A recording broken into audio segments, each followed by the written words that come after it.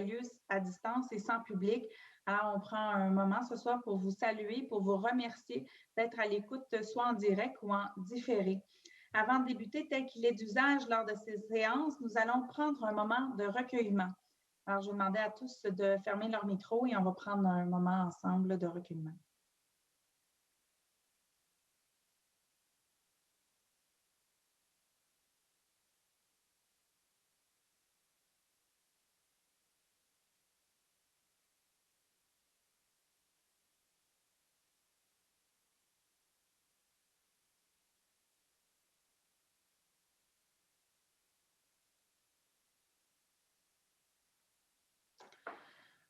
Alors, merci à tous. Donc, permettez-moi de vous présenter les personnes qui sont présentes ce soir. Donc, tout d'abord, Mme Chantal Rossi, conseillère de la Ville du district Ovid-Clermont. Bonsoir. Bonsoir, Mme Rossi. Également, Mme Renée-Chantal Bellinga, conseillère d'arrondissement du district Ovid-Clermont. Bonsoir. Bonsoir, Mme Bellinga. M. Abdelhak Sari, conseiller de ville du district Marie-Clarac. Bonsoir. Également, M. Jean-Marc Poirier, conseiller d'arrondissement du district Marie-Clarac. Bonsoir. Bonsoir, M. Poirier, M. Sari. Au niveau du personnel du cabinet de la mairesse et des élus, M. François Purcell, directeur de cabinet. Mon conseil à tout le monde, bonsoir. Bonsoir. M. Alain David de Jean-Noël, chargé de secrétariat. Bonsoir. Madame Niazarek, chargée de secrétariat. Bonsoir. Pour le personnel administratif, Mme Marie-Marthe Papineau, secrétaire d'arrondissement. Bonne soirée à tous. Merci beaucoup. Mme Anne-Sophie Bergeron, agente de recherche. Oui, bonsoir. Monsieur Jérôme Vaillancourt, directeur de l'aménagement urbain et des services aux entreprises, en remplaçant de Rachel Laperrière, directrice d'arrondissement. Bonsoir. Claire Vassard, directrice de la performance du greffe et des services administratifs. Bonsoir. Monsieur Gilbert Bédard, directeur des travaux publics. Bonsoir. Madame Marie-Claude Fournier, chef de division du développement social, en remplacement de Monsieur Claudel Toussaint, directeur de la culture, des sports, des loisirs et du développement social. Bonsoir. Monsieur Daniel Bussière, chef de division en relations avec les citoyens et communication. Bonsoir. Nous avons également la présence ce soir de Monsieur Patrick Lavallée, inspecteur du poste de quartier 39. Bonsoir à tous. Merci beaucoup, Monsieur Lavallée. Alors, j'appelle le point 10.01. Si vous permettez, Madame la mairesse, on va débuter avec l'adoption de l'ordre du jour de la séance de ce soir. Quelqu'un pour proposer? Propose. J'appuie. Donc, c'est proposé par M. Sari, appuyé par Mme Rossi. On va passer donc au 10.02. Avant de débuter la lecture et l'adoption des articles qui sont à l'ordre du jour ce soir, permettez-nous d'aborder certains sujets en commençant par quelques bonnes nouvelles. Je vais d'abord inviter mon collègue, M. Poirier, à prendre la parole. Bonsoir tout le monde. La campagne de financement de sociofinancement a été une réussite. La campagne Choisir le commerce local de Montréal-Nord, c'est payant, réalisée par la CEDEC Montréal-Nord et le Centre d'action bénévole de Montréal-Nord, en collaboration avec la Ruche et la Caisse populaire des Jardins, dans le cadre d'un plan de relance économique et commerciale de l'arrondissement, a été une très belle réussite. Grâce à 362 contributeurs, l'objectif d'amasser 50 000 avant le 5 août dernier a été atteint. Avec la bonification de 25 000 du Fonds de relance de la CEDEC, c'est un total de 75 000 qui sera remis aux commerçants participants. De plus, grâce au programme Cœur à l'achat de Desjardins, 25 000 seront remis à des organismes communautaires du quartier. Cet élan de solidarité permettra d'injecter de la liquidité dans l'économie locale, tout en soutenant le développement social du territoire, sur le territoire.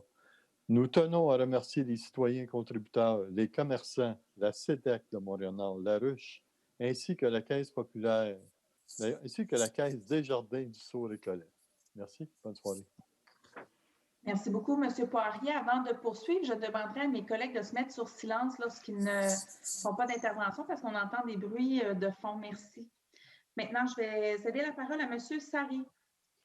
Merci beaucoup, Madame la mairesse. Lors du conseil d'arrondissement du 1er juin, nous avons abordé la question des enjeux de paix et de sécurité que vivaient les résidents du boulevard Albert-Brousseau, et ceci entre les rues Étier et Savard.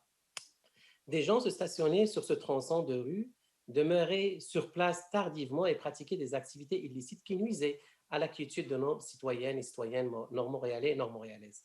Depuis, nous avons rencontré des citoyens en compagnie du poste de quartier 39 et de l'inspecteur, M. Patrick Lavallée, et de son sergent. On a tenu un comité consultatif d'urgence sur la mobilité. On a demandé que la présence policière soit accentuée et augmentée. On a fait installer des panneaux pour rappeler les règlements en lien avec le parc et retirer des tables de pique-nique qui ont été situées directement à proximité ou même en face de quelques résidences. On a interdit l'arrêt de mars à novembre des deux côtés de boulevard. Nous avons aussi ajouté un bollard indicateur de vitesse de 30 km/h afin d'inciter les automobilistes à ralentir. Nous avons reçu des nouvelles des citoyens concernés par ces mesures. Ils se disent extrêmement satisfaits des résultats et disent avoir retrouvé la paix et la quiétude.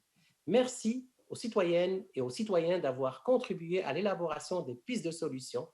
Merci aussi à tous les parties prenantes, l'équipe de notre arrondissement qui ont travaillé très, très fort et surtout aussi au poste de quartier 39 du service de police de la ville de Montréal. Ensemble, à Montréal-Nord, on est toujours plus fort.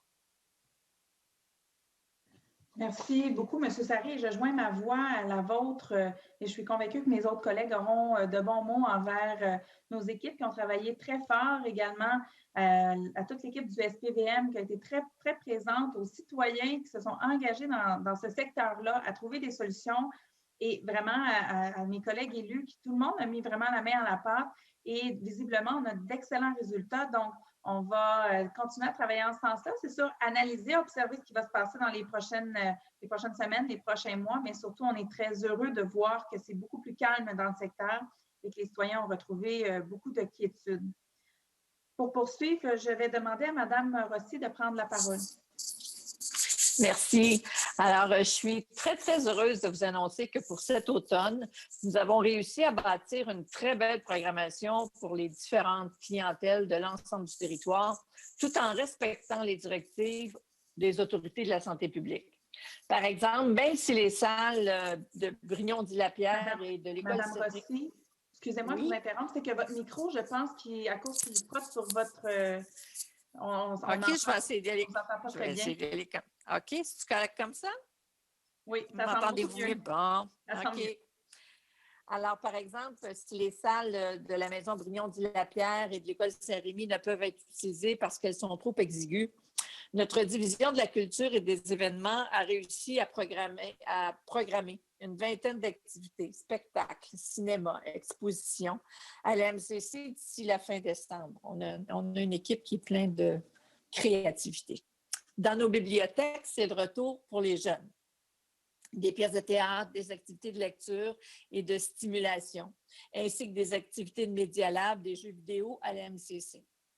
Les adultes et les aînés pourront de leur côté profiter, par exemple, de conférences, de la reprise en ligne du club de lecture, de la mise en place de formations en présentiel et à distance pour le développement de compétences informatiques.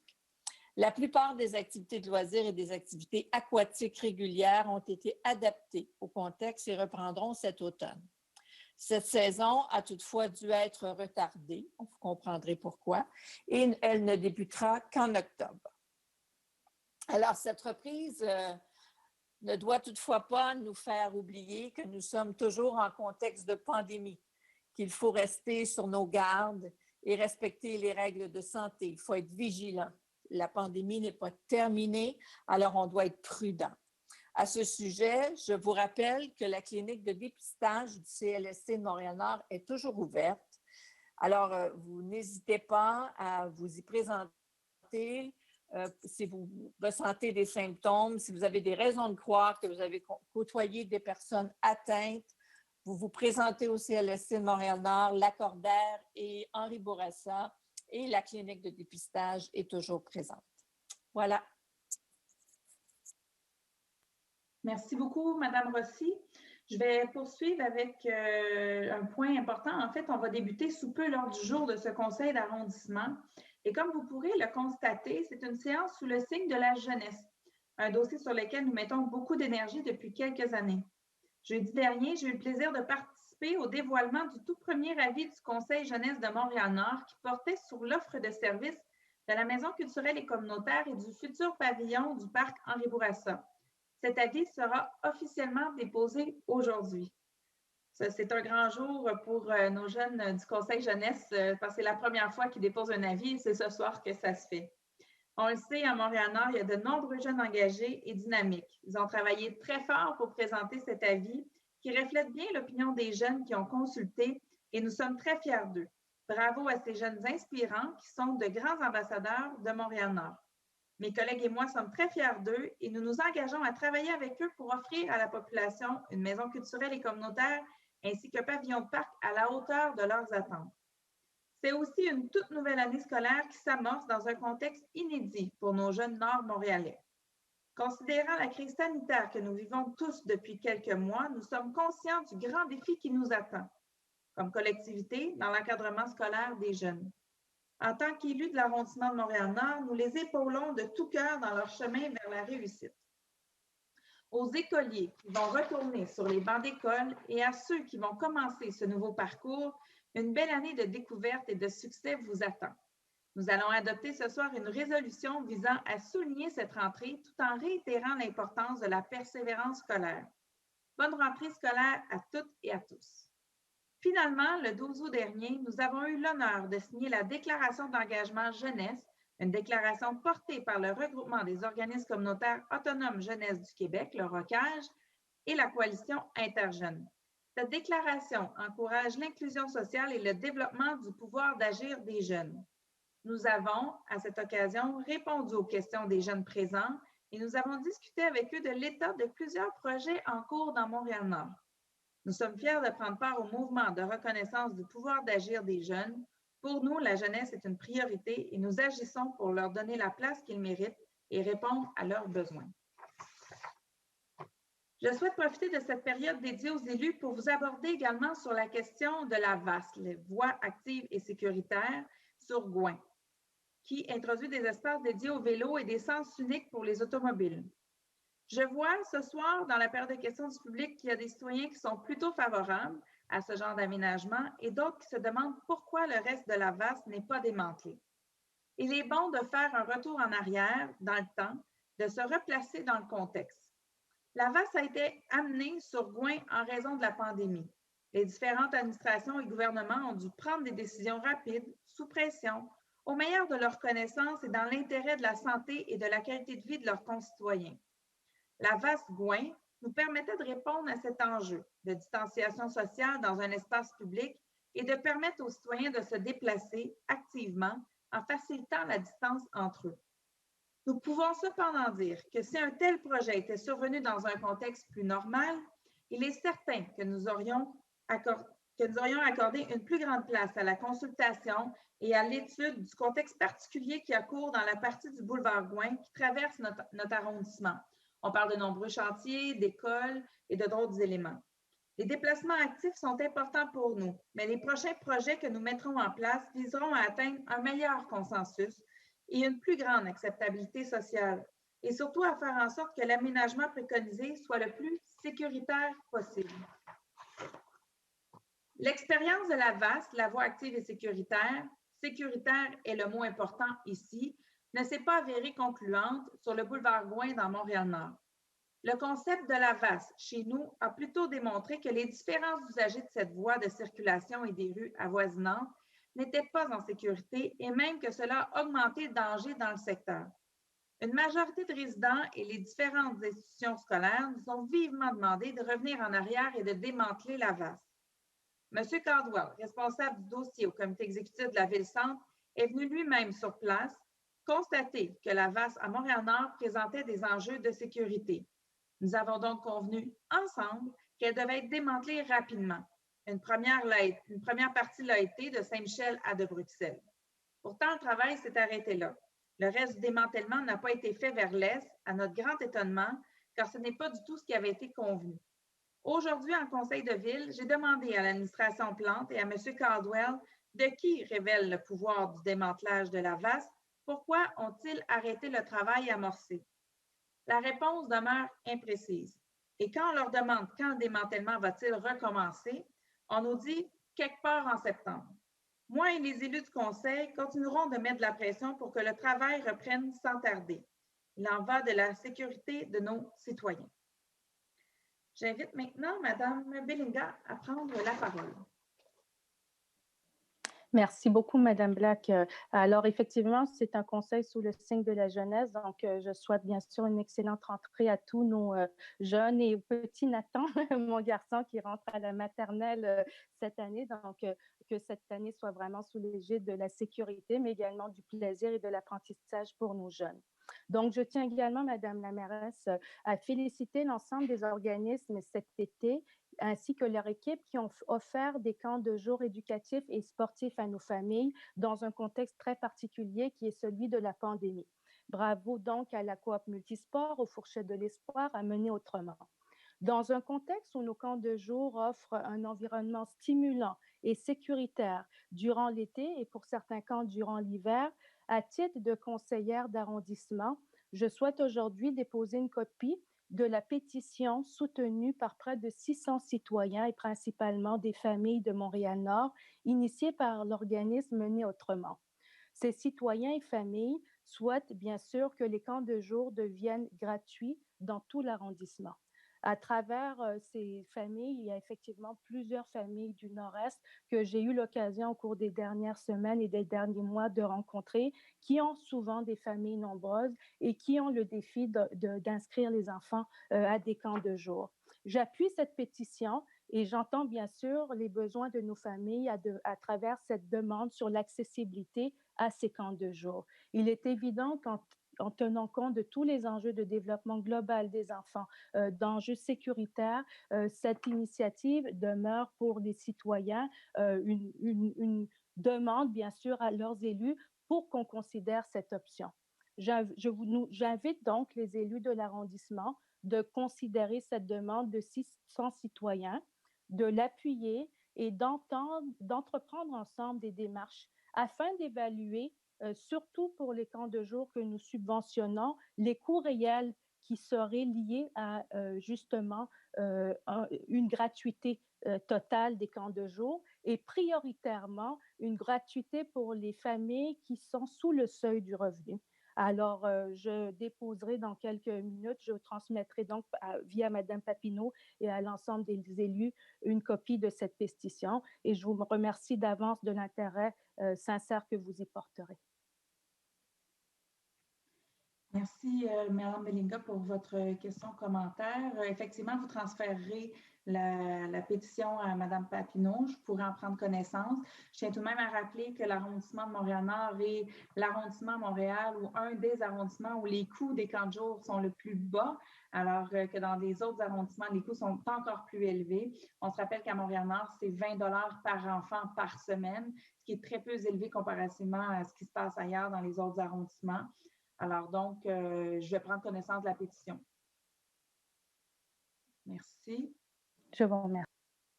Parfait. Donc, on va continuer avec le point 10.03, qui est la période de questions du public. Alors, étant donné que le conseil se déroule à distance et sans public, les citoyens ont été invités à envoyer leurs questions par courriel et au téléphone. Nous vous remercions d'avoir utilisé exceptionnellement ces deux voies pour ce faire. Je tiens à puis en même temps vous dire en fait qu'on est toujours en analyse, hein, conseil après conseil, pour voir avec les mesures de distanciation, etc., qu'est-ce qui est fait. On a des échanges aussi avec d'autres collègues des autres arrondissements ou de d'autres villes à travers le Québec pour voir comment ça se passe. Pour l'instant, nous sommes pas mal tous en fait en distance, en conseil en ligne. Donc, on va réévaluer vraiment à chaque fois, tout dépendamment de la situation sanitaire, comment ça va évoluer. Alors, pour nous, c'est important parce qu'on on n'a pas une capacité très grande dans la salle du conseil pour permettre à plusieurs citoyens d'assister. Alors, pour l'instant, en tout cas, la mesure de faire le conseil en ligne est privilégiée de notre part. Alors, concernant la période de questions, je tiens à rappeler que les questions restent les mêmes et que la durée de la période, que les règles restent les mêmes et que la durée de la période de questions est de 30 minutes qui peut être allongée par bloc de 15 minutes. D'ailleurs, je vais demander à Mme Papineau et Mme Bergeron de maintenir le temps, de garder le temps pour moi, ce serait grandement apprécié. Alors donc, ce soir, donnez-moi juste un instant. Nous avons reçu 27 questions ce soir. Plusieurs questions concernent la voie active et sécuritaire, donc je vais voir dans quelle mesure je peux les regrouper ou néanmoins, c'est parce que c'est 3 questions par thème. Donc, comme le sujet revient à plusieurs reprises, et la réponse risque d'être semblable de toute façon pour chaque question, on pourra réajuster en cours de route quand je pourrai les lire. Alors, je vais nommer la personne de qui vient la question et nous pourrons répondre séance tenante à la question. Et il y a également je vois M. Lavallée qui est avec nous, qui va peut-être avoir des questions également de son côté. Alors, je vois qu'il est prêt à répondre. Donc, voilà. Donc, la première question se lit ainsi. Alors, bonjour. Elle vient de Mme Louise Joseph. Alors, bonjour. J'ai appris avant-hier que l'arrondissement avait décidé de démanteler prématurément la voie active et sécuritaire, qui avait récemment été implantée sur le boulevard Gouin. Bien que j'avais des sentiments partagés à l'égard de cette voie, cette annonce m'a beaucoup déçue. Je comprends certaines des raisons qui ont poussé l'arrondissement à prendre cette décision, et plus particulièrement des inconvénients majeurs que le nouvel aménagement pouvait causer aux personnes à mobilité réduite. Il est évidemment plus que primordial de se préoccuper de cet aspect. Ceci dit, la voie active et sécuritaire avait aussi des avantages non négligeables. Et là, bon, la question, elle est très longue. Là. Je vais voir si je peux la résumer. Là. Ce n'est pas tant la perte de la nouvelle piste cyclable qui me désole, puisque j'utilise depuis longtemps la piste préexistante et elle me convient très bien. Je ne ressens pas le besoin d'avoir une deuxième piste cyclable qui me permet de pouvoir filer à toute allure. Toutefois, ce qui me désespère, c'est qu'on va encore se retrouver avec la terrible circulation de transit et ses conséquences néfastes majeures sur notre qualité de vie. Avec la voie active et sécuritaire, on avait enfin retrouvé la paix et une meilleure qualité de vie de quartier. Je réside sur l'avenue Garon, entre Gouin et Henri Bourassa. Cette rue est uniquement bordée de résidences unifamiliales. Comme vous le savez déjà, il y a pourtant un débit de circulation épouvantable sur l'avenue Garon, encore plus les jours de semaine. Tous les matins, tous les après-midi, on se retrouve pendant plusieurs heures avec, pour magnifique vue, une file interminable de voitures qui font du pare-choc à pare-choc. On se croirait dans une rue du centre-ville. Bon, et là, si vous permettez, je vais aller à la fin parce que l'intervention est très, très longue. Ma question est donc la suivante. Avec l'aventure de la voie active et sécuritaire qui se termine prématurément et un peu en queue de poisson, est-ce que l'on peut tout de même compter sur vous à l'arrondissement pour implanter une solution qui va réellement mettre fin à la circulation de transit dans le secteur? Les initiatives qui ont été mises en place jusqu'à présent étaient très timides et n'ont clairement pas donné les bénéfices escomptés. Si les arrondissements d'Annecy et de Rivière-des-Prairies sont arrivés avec leur concept de sens unique, je ne peux pas croire que cela ne sera pas possible à Montréal-Nord, faisant des aménagements, bien entendu, pour ne pas nuire aux gens à mobilité réduite. Il faudrait aussi que les solutions mises en place n'obligent pas les résidents du secteur à faire d'immenses détours pour se rendre chez eux, inconvénient qu'avait la voie active et sécuritaire. Je sais que cette situation a déjà été dénoncée à plusieurs reprises. Je joins aujourd'hui ma voix à celles qui se sont déjà fait entendre. J'espère qu'on pourra compter sur vous. Alors, tout d'abord, merci beaucoup, Madame Joseph, voilà, pour votre question. Nous, c'est sûr que la qualité de vie des citoyens, ça nous tient à cœur.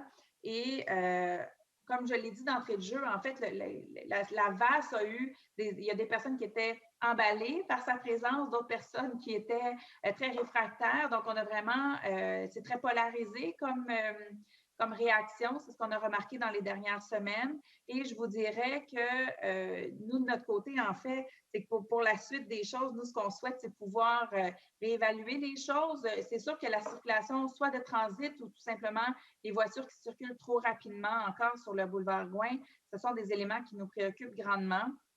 Et dans ce contexte-là, ce qu'on souhaite, dans le fond, c'est continuer à réévaluer les choses. Il y a une tentative qui a été faite avec les voies actives et sécuritaires, avec certains aspects positifs, d'autres plus négatifs, on va dire ça comme ça. Et je tiens quand même à mentionner, contrairement à ce que vous mentionnez dans votre document, dans votre question, en fait, c'est que ce n'est pas uniquement, en fait, en lien avec les gens à mobilité réduite. Au contraire, je vous dirais qu'il y avait clairement des enjeux de sécurité qui étaient dus, entre autres, au fait que la construction sur Rive-Gouin, au coin de Saint-Vital, Mère-en-Seine et Gouin, dans ce secteur-là, il y a une grosse construction de 22 étages qui est en train de se faire, qui s'est grandement accélérée dans les dernières semaines. De même que la circulation qui était très dense sur le boulevard Henri Bourassa qui créait d'autres confusions au niveau des citoyens et qu'il y a eu plusieurs accidents qui ont été notés à cet endroit-là. De même que les travaux du MTQ avec le pont P9 qui sont en train de se déployer de façon très rapide. Donc, vous comprendrez qu'on est dans un contexte où il y a plusieurs éléments qui ont évolué grandement dans les derniers jours, dans les dernières semaines. Et c'est dans ce contexte-là que pour nous, la voie active et sécuritaire actuellement n'est pas l'option. En fait, c'est pour ça qu'on a demandé en fait son démantèlement, là, justement pour faire en sorte que ça puisse être plus facile de circuler et qu'on réduise les enjeux de sécurité dans le secteur. Donc, actuellement, c'est sûr que nous, on veut être à l'écoute des citoyens. Je l'ai mentionné d'entrée de jeu que pour nous, dans un autre contexte, on aurait voulu consulter davantage, on aurait voulu aller plus loin avec les citoyens pour savoir jusqu'où on va, etc. On était dans un contexte, je le rappelle, très particulier avec la pandémie et c'est vraiment dans ce contexte-là qu'on a pris la décision. Par contre, je vous dirais que la suite des choses et le futur va être complètement différent. Là, nous, on souhaite vraiment pouvoir mettre les citoyens de l'avant et faire en sorte qu'on puisse poursuivre ensemble là-dessus. Alors donc, c'est ce qui permet de répondre. Monsieur Lavallée, je vous vois, est-ce que vous souhaitiez répondre? Ben, en fait, vous amenez énormément de points intéressants. Je voudrais mentionner qu'on a fait un travail d'équipe formidable avec l'arrondissement, compte tenu de l'implantation qui s'est faite assez rapidement. On a déployé énormément de ressources policières, autant des policiers du poste 39 que des policiers, par exemple les motards. On a eu aussi des cadets policiers qui sont venus donner un coup de main pour tous les enjeux de circulation autour de Gouin, là, puis dans le secteur de P9. On comprend que les citoyens soient embêtés par ça, mais malheureusement, il y a des travaux qui doivent être faits, puis on n'a pas le contrôle là-dessus. Donc, l'idée, c'est d'avoir des mesures d'atténuation pour essayer de faire en sorte que la sécurité des usagers soit au maximum. Là-dedans, évidemment, on a fait des représentations aussi par rapport à la pertinence là, de certains aménagements qui ont été faits récemment.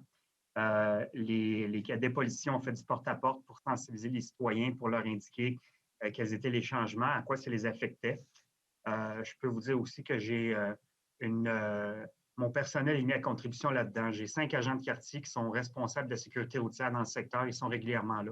Ensuite, j'ai des patrouilleurs à vélo qui font des interventions dans le coin. Puis après ça, j'ai une centaine de policiers globalement au poste qui sont sensibilisés, qui savent qu'ils doivent aller faire un tour dans ce coin-là. Il y a de la délinquance, mais je pense que ça s'est calmé quand même un peu. Il y a des enjeux qui, malheureusement, on n'a pas le contrôle là-dessus, là, comme je disais, comme les travaux qui sont en train d'être faits. Les policiers sont sensibles à cet enjeu-là. Puis on sait que la sécurité routière, c'est la priorité numéro 1 des citoyens à peu près partout dans tous les arrondissements. Montréal-Nord ne fait pas exception. Merci, M. Lavallée, pour ce complément d'information. Alors donc, je vais poursuivre avec la question numéro 2, donc de M. Kelkal Mohamed. Alors, il mentionne que du bruit qui m'empêche de dormir la nuit, ça provient d'un système d'air conditionné situé sur le toit d'une entreprise en face des 2 chambres arrière de l'appartement, que ça fonctionnerait la nuit. Depuis plus d'1 an maintenant, même si on ferme la fenêtre, on sent la vibration. Je dors plus, je dois mettre des stops bruit et ce n'est pas bon pour la sécurité. J'ai des enfants. Alors, en fait, ce qu'on va vous inviter à faire, c'est on ne sait pas en fait parce que l'information ne le mentionne pas dans votre message. Si vous avez déjà contacté le 311, on va vous inviter en tout cas à déposer une requête à cet endroit-là. Et sinon, ben, en fait, notre équipe, compte tenu que vous avez envoyé une question ici, il y aura un suivi qui va être fait avec vous par l'équipe d'inspection. Donc, l'équipe de M. Vaillancourt va pouvoir faire le suivi. Monsieur Vaillancourt, est-ce qu'il y avait un complément de réponse? Non, c'est très, très clair. Là. À ce moment-là, nous, lorsqu'on a la requête en main, on peut faire une inspection sonore. Parfait, excellent. Merci beaucoup. Alors, je vais passer à la prochaine question, la question numéro 3, qui nous vient de Louise Charon. Alors, bonjour. Acquis de droit, suite à la demande 2013-24-78 acheminée le 21 juin 2020 au comité de circulation de Montréal-Nord qui a été refusée, pour vous signifier qu'entre mon entrée au 11... Bon, là, je peux pas... je ne donnerai pas l'adresse en ligne. Et sa voisine, il y a un petit espace et qu'aucun véhicule, même très petit, ne peut stationner, mais régulièrement, certaines personnes insouciantes ou arrogantes le font. J'ai fait venir la police pour qu'elle recherche le propriétaire du véhicule et l'aviser. Quand j'ai à sortir d'urgence, car j'ai de graves problèmes de santé, c'est impossible d'y parvenir. Alors, je vais prendre le taxi car la police ne peut venir tout de suite. Je vous remercie d'avance pour votre diligence et à procéder le plus tôt possible car cette situation est insoutenable encore plus avec la COVID. Serait-il possible d'installer définitivement un panneau d'interdiction de stationnement dans ce petit espace? J'ai déjà vu à Montréal un panneau installé dans un petit espace comme le nôtre. Il y a probablement plusieurs espaces semblables, mais la situation devient insoutenable car presque à chaque jour, suite à l'arrivée de nouveaux arrivants sur la rue London, la situation se reproduit très souvent et est très incommodante. Nous ne pouvons sortir de notre entrée de presque 3 pieds de chaque côté. Sinon, comme je l'ai déjà demandé, serait-il possible de refaire le trottoir et enlever ce petit espace qui est abîmé et faire qu'une entrée double? Mais avec l'abri d'auto, les gens ne verront pas qu'il ne faut pas se stationner entre les deux entrées. Donc, ensuite, elle demande une ligne jaune et une dame a peut-être réglé mon problème. Elle est tombée en s'accrochant sur une fissure. Donc, j'apprécierais que vous me confirmiez la réception de cet envoi.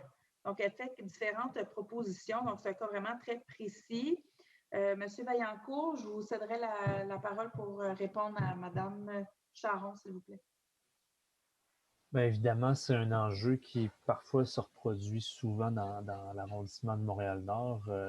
Puis pour ce qui est des lignes jaunes, c'est clairement, on ne peut pas faire ça. Là, ce ne sera pas nécessairement respecté. Par contre, le comité consultatif de mobilité avait traité la demande, puis il ne peut pas acquiescer à la... C'est pour ça que c'est une demande qui a été refusée. Il ne peut pas acquiescer à la demande de la requérante. Donc, tout ce qu'on peut faire, ben, on va rentrer en contact avec la personne pour voir quelle autre solution pourrait être apportée, mais évidemment, on ne peut pas refaire le trottoir sur une pleine largeur parce que ce serait non conforme avec la réglementation de zonage, malheureusement. Donc là, on va essayer de trouver d'autres moyens, mais c'est des situations qu'on vit au quotidien dans l'arrondissement de Montréal-Nord, sauf que dans ce cas-ci, il y a peut-être une façon, on ne peut même pas mutualiser les deux entrées, là, fait qu'il va falloir que quelqu'un la recontacte à nouveau. Parfait, merci. Donc, je comprends que la dame sera recontactée à ce sujet. Ensuite, la question numéro 4 nous provient de Manon Giachetti, qui est, bon, voilà, Manon Giachetti. Pardonnez mon accent. Bonjour, j'aimerais savoir quand les corridors sanitaires de l'avenue Matt vont être enlevés. Ces clôtures ont été installées lorsque Montréal-Nord était une zone où il y avait plus de cas de COVID. Maintenant que Montréal-Nord n'est plus le cœur de l'épicentre de la pandémie, il serait temps de les enlever, surtout que ce secteur aurait besoin d'un grand nettoyage. Alors, en fait, on a autorisé, en fait, les élus le démantèlement des corridors sanitaires pour la fin du mois de septembre, en raison, entre autres, bon, on le sait que c'est plus ou moins utilisé. C'est sûr qu'actuellement, avec le retour à l'école, on le sait qu'on est toujours dans des périodes sensibles pour une deuxième vague là, de COVID. Donc, c'est certain qu'on s'est donné un peu de temps pour le mois de septembre pour nous permettre, dans le fond, d'être prêts advenant que le nombre de cas remonte. Par contre, ce qu'on a prévu, c'est de les enlever à la fin septembre si tout continue à bien se passer de notre côté à Montréal-Nord. Et c'est sûr que cette décision est conditionnelle aussi à l'acceptation de la décision en fait par le CCMU, qui est le Centre de contrôle des mesures d'urgence de la Ville de Montréal, qui se trouve à être notre interlocuteur dans tout ce qui est mesures sanitaires à Montréal. Donc, on doit avoir leur autorisation pour pouvoir aller de l'avant. Par contre, nos équipes de travaux publics passent régulièrement pour pouvoir tasser les clôtures, nettoyer aux alentours. On comprend que ça représente des défis, c'est certain. Ce n'est pas des installations qui sont permanentes et nos équipements ne sont pas organisés pour faire en sorte qu'on puisse passer et tout nettoyer, mais quand même, on fait des interventions en ce sens. Et M. Bédard, qui est ici en ligne de toute façon, a bien entendu votre question et va pouvoir donner suite également avec ses équipes. Mais sachez que c'est déjà dans la planification qui est prévue aux travaux publics. Donnez-moi juste une seconde. Je vais demander en fait au directeur, au directeur ou aux personnes présentes, s'il y en a qui souhaitent intervenir, de lever la main. Ça va me permettre de voir, parce que là, je ne vois pas tout le monde dans les photos. Ça serait plus facile. Ça va comme ça? Excellent. Donc, on va poursuivre avec la question numéro 5 qui nous provient de Chantal Trottier. Alors, elle a 2 questions. En fait, il y avait une autre question, puis vous comprendrez que je vais tenter de résumer les deux questions. Et donc, la première est la suivante. Est-ce possible de prolonger le temps alloué au clignotant vert sur la rue Pie-IX pour tourner sur le boulevard Henri Bourassa, direction Est, lorsque nous arrivons en provenance du pont Pie-IX? Actuellement, en moyenne, 4 véhicules arrivent à traverser l'artère par voie, ce qui provoque un refoulement de voitures pour passer. Il me faut parfois attendre de 3 à 4 lumières afin de réussir à traverser en respectant les feux de circulation, ce qui n'est pas le cas de tous les automobilistes qui s'impatientent et grillent un feu rouge. Cette situation amène les conducteurs à passer par le boulevard Gouin en prenant la voie de droite et à passer sous le pont. Cela crée une circulation plus abondante sur le boulevard Gouin qui devrait être vouée à une circulation de quartier. Avec la venue de l'élargissement de la piste cyclable, les voitures se heurtent à un sens unique vers l'ouest et provoquent l'utilisation des autres rues pour reprendre le boulevard Henri Bourassa. Tout ceci à cause de clignotants pas suffisamment longs à la sortie du pont Pie-IX. Donc, avant de prendre d'autres questions, on va tout d'abord répondre par celle-là à cette première question. Donc, merci, Mme Trottier, pour vos questions et nous faire part de vos préoccupations. D'abord, pour vos premières questions, la première question, en fait, ce qu'on remarque, c'est que nous, de notre côté, on a déjà eu beaucoup de discussions. Il y a eu plusieurs questions en ce sens au conseil d'arrondissement qui ont pu être notées. En fait, si on tient compte qu'on se retrouve, en fait, dans un circuit routier qui relève comme responsabilité soit de la ville-centre pour ce qui est de l'artérielle, donc entre autres Pie-IX, Gouin, Henri Bourassa, Léger, et du MTQ pour ce qui est du pont Pie-IX. L'arrondissement, disons qu'on a un peu les mains liées dans ce contexte-là quand vient le temps d'agir, mais on est là pour suivre et quand même pour mettre des pressions utiles pour appliquer les solutions les plus avantageuses pour nos résidents et citoyens. Il faut aussi dire que les feux de circulation actuellement, comme ils sont installés, sont vraiment optimisés parce que si on rallonge le temps, disons, nord-sud, ça va donner plus de délai pour est-ouest.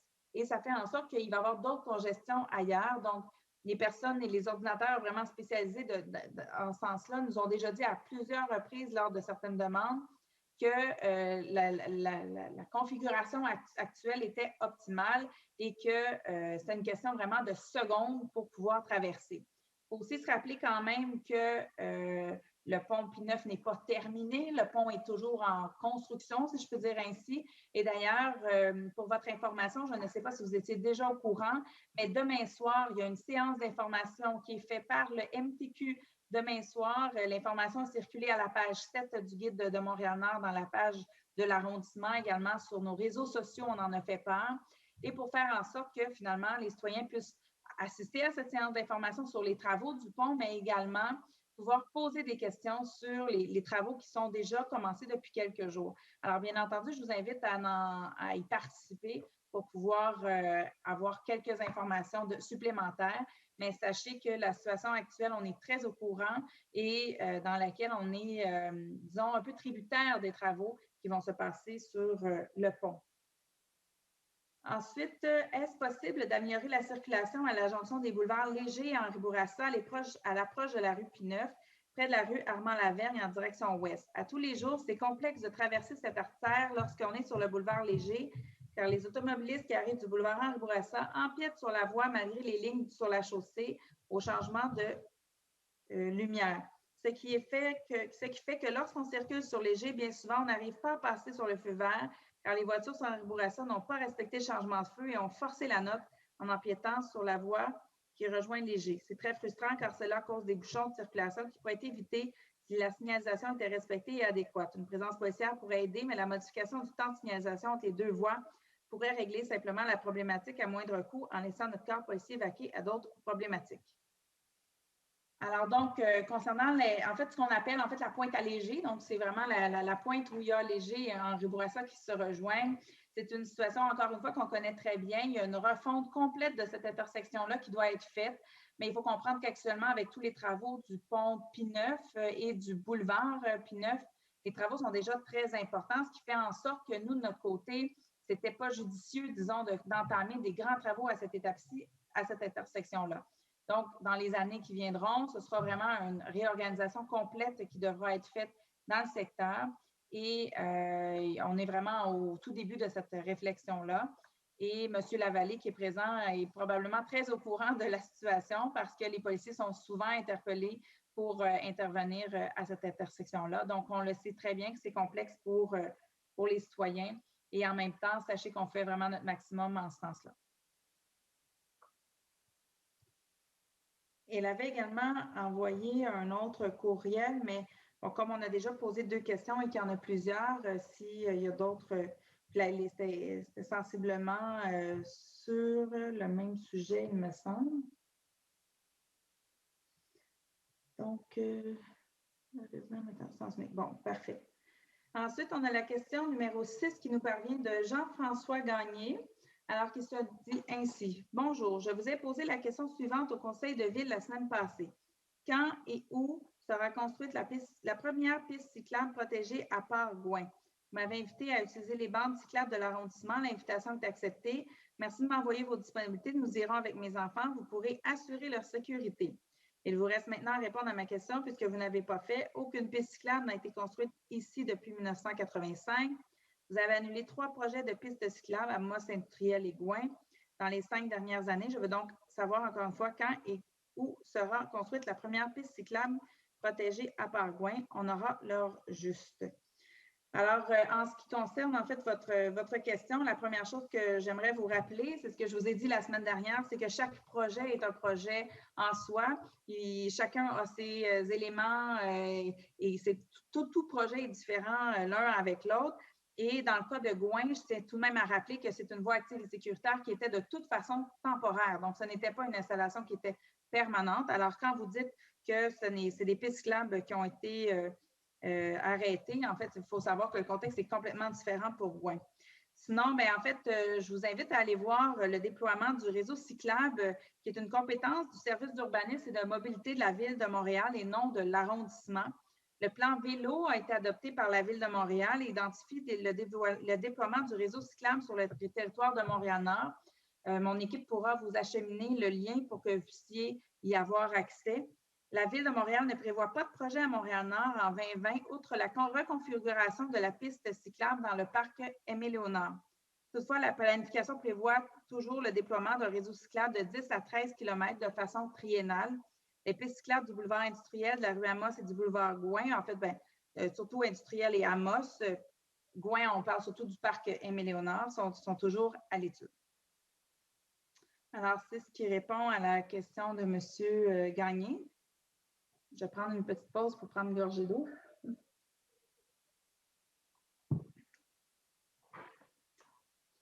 Ensuite, donc, nous allons à la question numéro 7 de Mme Demnati. Bonjour, merci de donner l'occasion aux citoyens de vous adresser les questions ou préoccupations.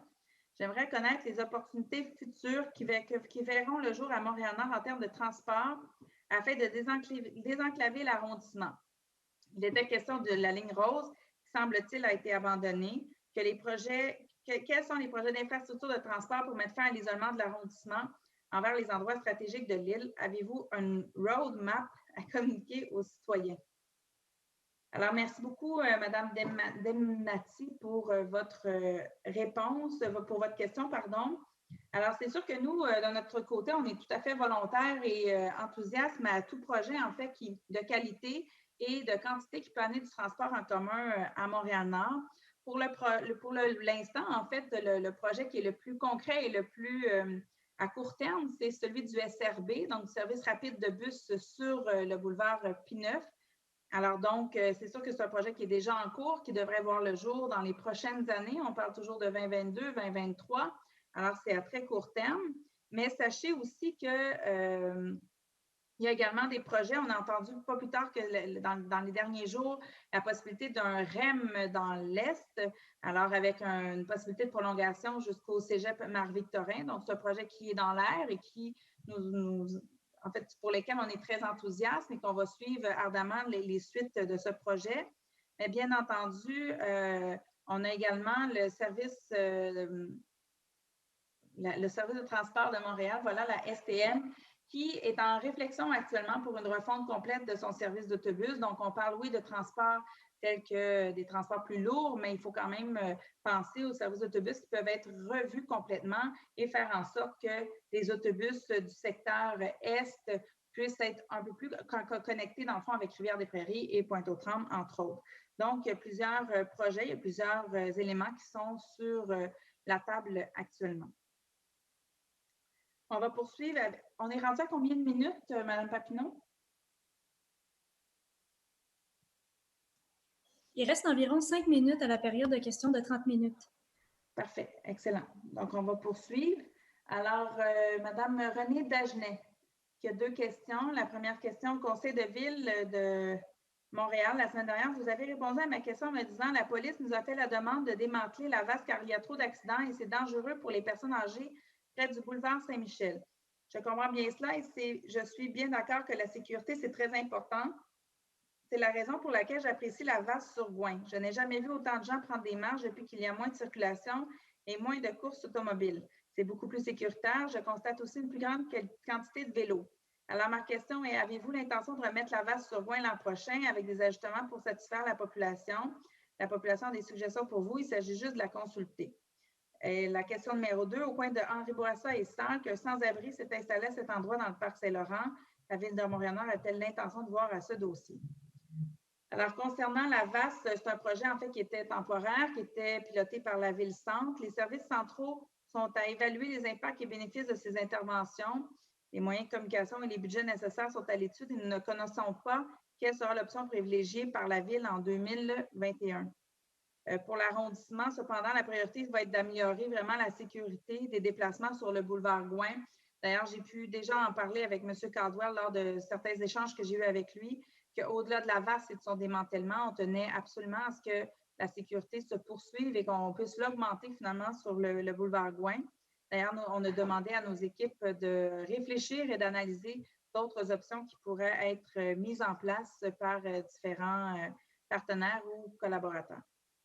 Pour votre question numéro 2, concernant l'itinérance, en fait, effectivement, depuis le début de la pandémie, on a remarqué une présence beaucoup plus forte et beaucoup plus présente, en fait, d'itinérants à Montréal-Nord qui serait due en grande partie à la fermeture des salles à manger parce que plusieurs personnes semblaient dormir, en fait, à ces endroits-là et passer la nuit. Donc, actuellement, comme toutes les salles à manger sont fermées, ça a créé cette problématique dans le quartier. Et bien entendu, on a des interventions, en fait, des communications avec nos équipes, en fait, en ont avec soit le SPVM ou également avec les équipes de la Ville-Centre pour pouvoir intervenir auprès de ces personnes. Il faut savoir que les interventions sont bien particulières et ce n'est pas seulement de demander de se déplacer qui fait la différence. Au contraire, il y a toute une approche, toute une intervention qui doit être faite. Et puis, on est vraiment dans cette logique-là actuellement.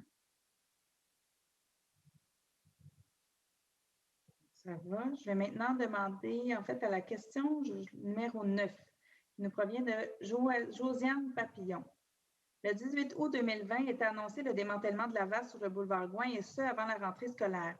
Une partie a été faite à l'ouest de Saint-Vital. Or, la VAS sur le boulevard Gouin, entre la rue L'Archevêque et la rue de Rome, est toujours là, à quand le démantèlement pour ce secteur et par le fait même du sens unique.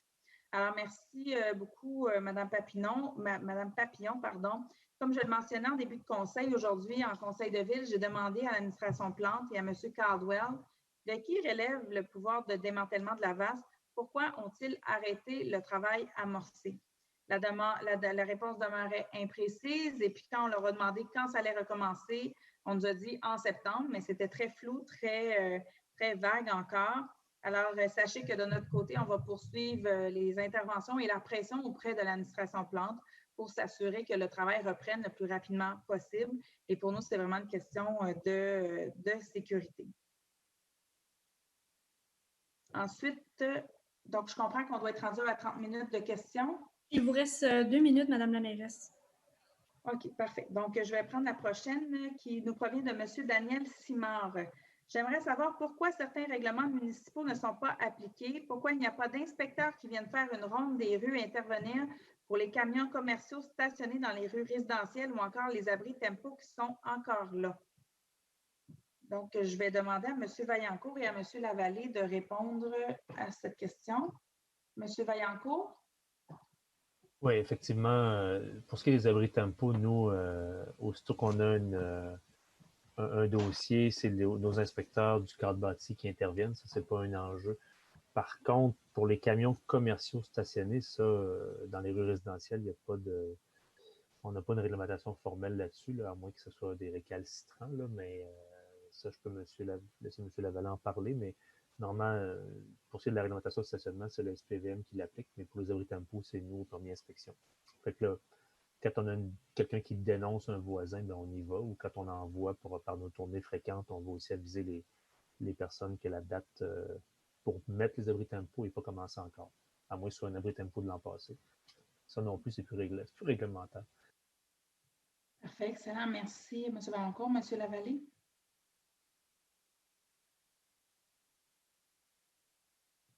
Voilà, j'ai activé le son. Alors, je n'ai pas une connaissance de tous les règlements de l'arrondissement et malheureusement, cette question-là m'arrive sans que j'ai pu me préparer à l'avance puis poser mes questions à mes spécialistes. Ce que je vais faire, je vais vous demander, Mme la mairesse, de me transférer les coordonnées de la personne avec l'information dont vous disposez et je serai en mesure de lui apporter une réponse plus spécifique. Parfait, merci, M. Lavallée. Il y a Mme Rossi qui souhaitait répondre. Oui, si je ne m'abuse, ça sera précisé, mais effectivement, nous avons une réglementation selon les essieux du camion qui doivent être stationnés dans les rues, pas les artérielles, mais les rues locales. Il y a, selon le nombre d'essieux, ils ont le droit d'être stationnés ou pas stationnés. Et sur les rues artérielles, on a des codes de couleur où les camions peuvent se stationner, ou les remorques aussi peuvent se stationner, mais il y a des heures à respecter et tout ça. Là. Je ne pourrais pas le dire par cœur, mais il y a effectivement une réglementation dans ce sens-là. Parfait, merci Mme Rossi pour le complément. Donc, on va transmettre les coordonnées, M. Lavallée, je vais vous les transmettre par courriel. On a la prochaine question. Donc, il faudrait, si je comprends bien, Mme Papineau, il faudrait donner une extension de 15 minutes. Mme Papineau, on ne vous entend pas? Il faudrait donner une extension de 15 minutes. Est-ce que vous m'entendez? Oui, là, on vous entend. Alors, donc, de quelle façon ça fonctionne, Mme Papineau? Parce que dans le passé, on avait suffisamment de temps pour le... Oui.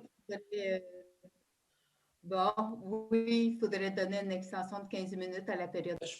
Je propose l'extension de 15 minutes. C'est appuyé par? Je l'appuie. Je suis appuyé Parfait. par M. Poirier. Appuyé par M. Poirier, excellent. Donc, je vais poursuivre avec la question numéro 11 qui nous arrive d'Alexandra Regalado. Ma réflexion sur une des questions formulées ces derniers mois. Juste un instant. Ces derniers mois, l'Agence de développement durable de Montréal-Centre-Nord, au BNL à Saint-Michel, a entamé plusieurs initiatives, opportunités et engagements louables auprès de diverses institutions au bénéfice de notre communauté. Certaines préalables et accompagnements exigibles doivent passer par l'arrondissement. Est-ce possible d'en bénéficier? Si oui, comment pouvons-nous en bénéficier? Alors donc, en fait, je comprends la question de Mme Regalado qui veut savoir comment devenir en fait un organisme accrédité à l'arrondissement à Montréal-Nord. Je donnerai la parole à Mme Fournier, qui est la représentante de M. Toussaint, pour pouvoir apporter les informations. Mme Fournier. Oui, donc, c'est déjà prévu que M. Kila va entrer en contact, qui s'occupe du dossier du développement durable, en contact avec Madame pour lui transmettre les informations, les coordonnées. Puis ça, je pense que ça a déjà été fait par courriel. J'ai vu passer ça un peu plus tôt de Nemrod Mehmet qui s'occupe d'échanger, d'accueillir les demandes, puis de donner les barèmes, là, si on veut, de notre politique de reconnaissance à l'arrondissement. Et il y avait aussi un deuxième volet à la question, je pense. Oui, donc en fait, elle posait la question, elle félicite l'arrondissement particulièrement pour l'accompagnement des 4 activités relatives au Forum citoyen sur le développement social de Montréal-Nord. Ces démarches survenues à l'automne 2019, le 12 mars, 30 avril, 21 juillet 2020. À partir de ces 4 activités, est-ce qu'une date a été retenue pour l'élaboration finale du plan et dans le cadre de la mise sur pied d'un comité de suivi? Il se propose en fait publiquement d'accompagner la mairie dans le cadre d'un plan de mise en œuvre. Oui, ce qu'on peut nommer, c'est que l'arrondissement a fait le choix de s'adjoindre à la table de quartier de Montréal-Nord qui pilote à la fois, qui a piloté le forum citoyen à laquelle elle réfère et aussi la démarche de plan de développement social.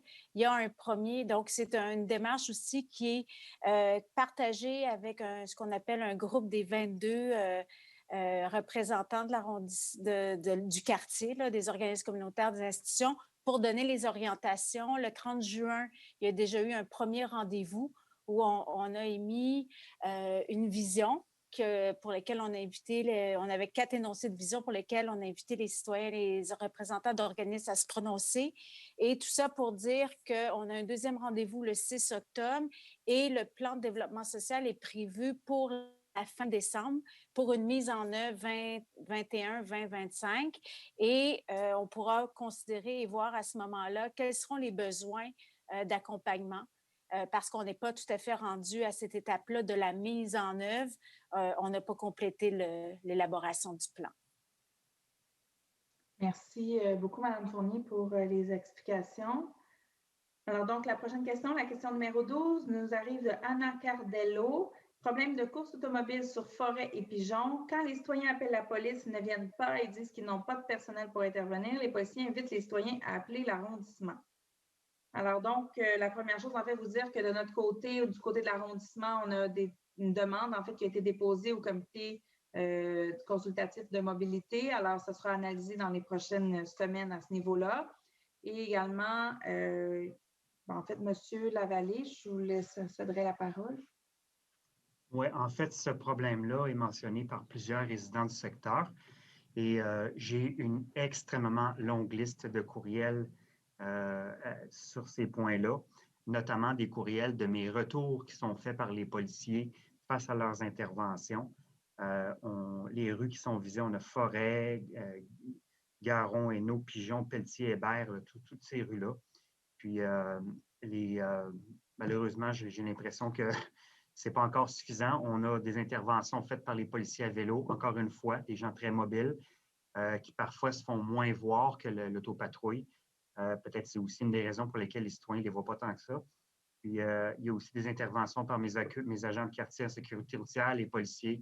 Donc, on attaque le problème au fur et à mesure. Puis, je peux vous dire que c'est une préoccupation. À mon niveau, c'est une préoccupation de premier plan. Autant la VAS que les enjeux autour du secteur industriel, là, on met beaucoup d'énergie à régler ces problèmes-là. Puis, on travaille sur des solutions prochainement, on travaille à d'autres réponses policières à ces problèmes-là. Merci, M. Lavallée. Et sachez également, Madame, j'ai oublié son nom, c'est Anna Cardello, voilà, que de notre côté aussi, on est très préoccupés. Je sais que mes collègues ont eu plusieurs échanges avec vous, de même que le personnel administratif, donc le personnel du cabinet également. Donc, on est en intervention, on tente de faire le maximum dans le secteur. Madame Bellinga, tout va bien? Oui? Je vous entends pas. Je vois votre caméra bouger. Excusez-moi, j'ai dû changer d'outil de communication. Ma tablette se déchargeait. Est-ce que vous me voyez bien maintenant? Très bien. Parfait. Merci. Alors, je vais poursuivre avec la question numéro 13 de Roland Normil, qui dit « Étant donné que la MCC est un lieu public et récréatif pour les jeunes de Montréal-Nord, quand prévoit-on son ouverture? » Donc, pour ce qui est de la Maison culturelle et communautaire, je vais laisser la parole à Mme Fournier, qui est la représentante de la Direction de la culture, sport, loisirs, développement social, qui va pouvoir vous annoncer de bonnes nouvelles. On en a parlé d'entrée de jeu. Mme Rossi a pu le faire, mais je vais laisser la parole à Mme Fournier qui pourra vous donner davantage de détails. Oui, merci. Donc, la réouverture de la MCC est prévue pour le 8 septembre pour tous les citoyens et citoyennes, incluant les jeunes, évidemment. Pour ce qui est il y a aussi un espace jeunesse au sous-sol de la MCC qui est animé par un itinéraire pour tous. Celui-ci sera ouvert à compter d'octobre. Sachez également qu'il y aura une programmation cinéma pour tous, qui sera déployé, là, comme l'annonçait Mme Rossi, dans le cadre de la programmation culturelle, qui sera annoncée au cours des prochaines semaines. Et certaines projections se dérouleront également à l'MCC. Et c'est peut-être important de rappeler que la bibliothèque, qui est située aussi à la MCC, est déjà ouverte et les jeunes peuvent s'y présenter. C'est certain qu'il y a des limites de capacité pour respecter les règles sanitaires, mais c'est déjà ouvert. Merci beaucoup, Mme Fournier, pour ce complément d'information. Et comme je dis, Mme Rossi en avait parlé d'entrée de jeu. Et puis, c'est certain que pour nous, la Maison culturelle et communautaire est un espace fort important. Avec les consignes qu'on connaît aujourd'hui de sanitaires, ça rend les choses un peu plus complexes. Il va falloir le vivre ensemble et s'ajuster en cours de route aussi pour faire en sorte que cet espace soit exempt de virus et de COVID. On arrive à la question 14. Madame Papineau, il nous restait combien de temps sur ce 15 minutes?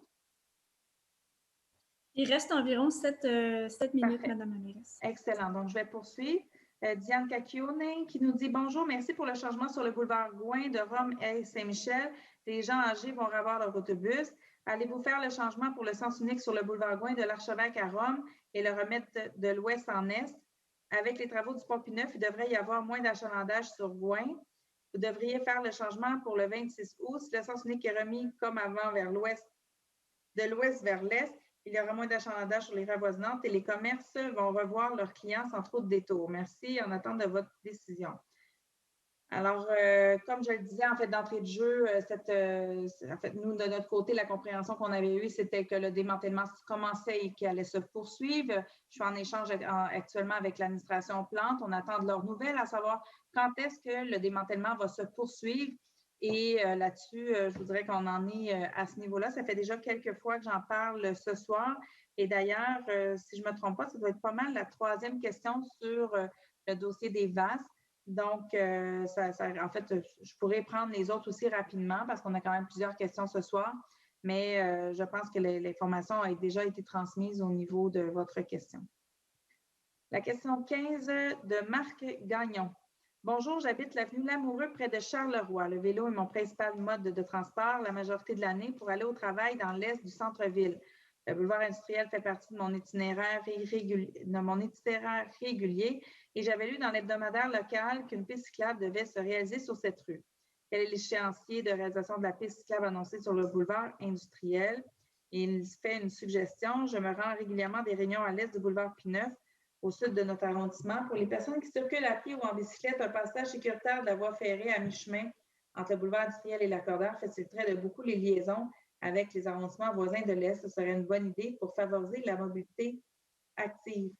Alors, en ce qui concerne le projet de piste, en fait, sur le boulevard industriel, il faut savoir que ce projet est financé par la Ville-Centre et l'arrondissement a demandé à ce que celui-ci soit réactivé lorsque le SRB sera complété sur le boulevard P9.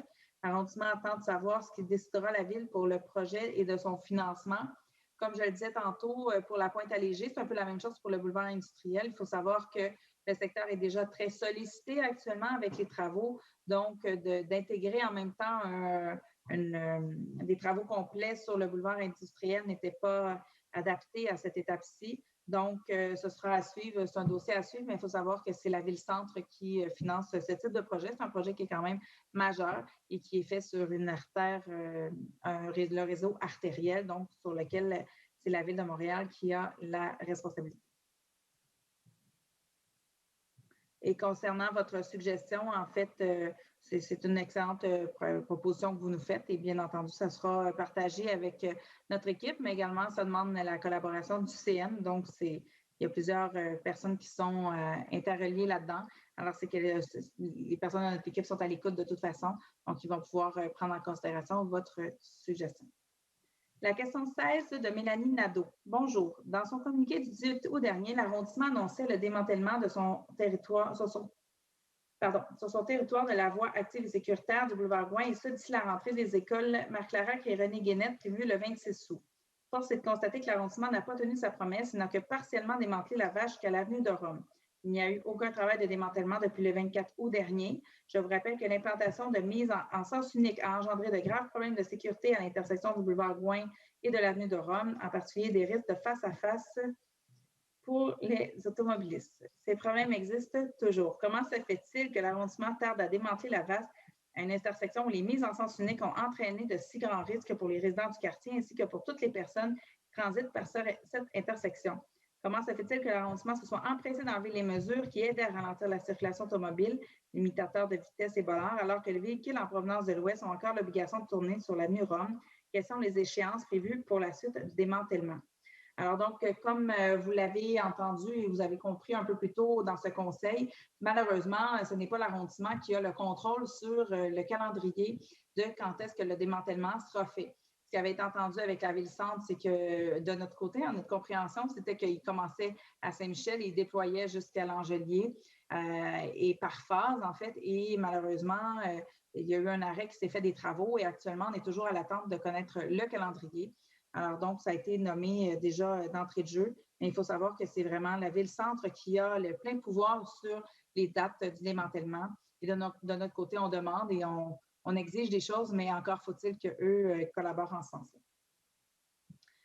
Alors donc, on est à la question 17 de Paul Lambert. Qui a décidé de faire la piste cyclable sur Gouin et pourquoi les résidents n'ont pas été consultés? Les gens ne sont pas contents. Alors donc, le citoyen n'a pas accès à Internet qu'on me mentionne sur la question parce qu'il a appelé pour déposer sa question. Donc, il ne peut pas regarder la séance conseil. Il demande à ce que quelqu'un le rappelle pour lui donner l'information. Alors donc, je vais demander à M. Vaillancourt, également quelqu'un du bureau du cabinet, de le contacter pour qu'on puisse lui donner l'information que j'ai donnée depuis le début du conseil pour lui expliquer que ça a été fait dans un contexte particulier avec la pandémie et surtout que son démantèlement est prévu dans les prochaines semaines, espérons, le plus rapidement possible. La question numéro 18, Christina Santucci. À quand la piste cyclable sur Gouin sera-t-elle enlevée? On avait lu dans les journaux que ce sera avant le début des classes, mais encore rien n'a été fait. On attend avec impatience. Donc, je viens d'y répondre également. Et puis, en fait, il y a quand même une section qui a été retirée entre Saint-Michel et de Rome, et le reste sera fait sous peu. On attend des nouvelles de l'administration de Mme Plante pour la suite. La question numéro 19 de Julie Sigouin. Bonsoir à tous. Moi, je voudrais remercier la conseillère Renée Chantal Bellinga d'avoir pris son temps pour rencontrer le comité abeilles sur Pelletier et j'invite la mairesse Christine Black et les autres conseillers à prendre rendez-vous avec moi pour venir voir les abeilles. Merci d'avoir accepté à Montréal, merci d'avoir accepté à Montréal-Nord la demande de parole d'exclus qui prend le temps d'écouter des citoyens. En fait, on est très merci pour vos commentaires, Mme Sigouin, et je suis certaine que ma collègue Mme Bellinga peut peut-être prendre la parole. Oui, merci beaucoup, Mme Sigouin, pour vos commentaires. Effectivement, Mme Black, je vous transmettrai un petit courriel avec certaines informations. C'est un très beau comité, le comité Laruche, qui a besoin, par contre, d'un soutien. Et vous savez, Mme Black, certains arrondissements, dont Saint-Laurent, font partie des arrondissements amis des abeilles. Donc, il y a plusieurs initiatives que nous pourrions mettre en place, comme choisir au niveau de la plantation des espèces intéressantes pour les abeilles, mettre en place plusieurs actions, mais également peut-être apporter un soutien financier aussi à ce comité qui est entièrement mis en œuvre grâce à des bénévoles. Alors, je vous transmettrai certaines informations ainsi qu'à mes collègues et merci encore, Madame Sigouin, pour votre accueil et pour l'ensemble de vos membres pour ce bel engagement que vous faites à Montréal-Nord. Merci, Mme Bellinga, et je joins ma voix à la vôtre pour saluer le travail de Mme Sigouin et d'accepter avec un grand plaisir l'invitation. Donc, une personne de mon bureau vous contactera pour qu'on puisse aller voir les abeilles. J'espère qu'on est bien protégés parce que les abeilles, ça pique aussi. Alors donc, blague à part, ça fera plaisir de pouvoir aller vous voir. Et Mme Bellinga, je vous invite à nous transmettre les informations pour voir de quelle façon on pourrait mieux les soutenir. Merci, Mme Black.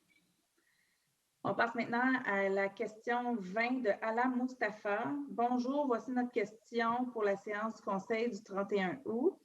Puisque nous n'avons pas été consultés pour la mise en place du VAS et du déversement de la circulation sur l'avenue de Rome, serons-nous consultés si vous répétez la mise en place du VAS l'année prochaine?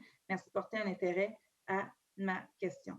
Alors, en fait, comme je l'ai dit un peu plus tôt, en fait, j'ai amplement parlé de la VAS, mais sachez que le projet, de toute façon, est un projet temporaire dans un contexte bien particulier avec la pandémie et que de toute façon, ce n'est pas dans nos habitudes de mettre en place des projets de cette nature-là et de cette ampleur-là. On sait que c'est un gros changement sans consulter les citoyens, sans les informer. On est allé avec le comité, entre autres, qui était déjà en place, en sachant très bien maintenant, et on a eu des confirmations en ce sens-là qu'il y avait des personnes manquantes et des rues qui n'étaient pas représentées. Donc, nos équipes actuellement sont en train de revoir complètement, en fait, le comité de Marc Larac et voir de quelle façon les citoyens peuvent être impliqués. On sent une grande volonté de votre part de contribuer finalement à toute la réflexion.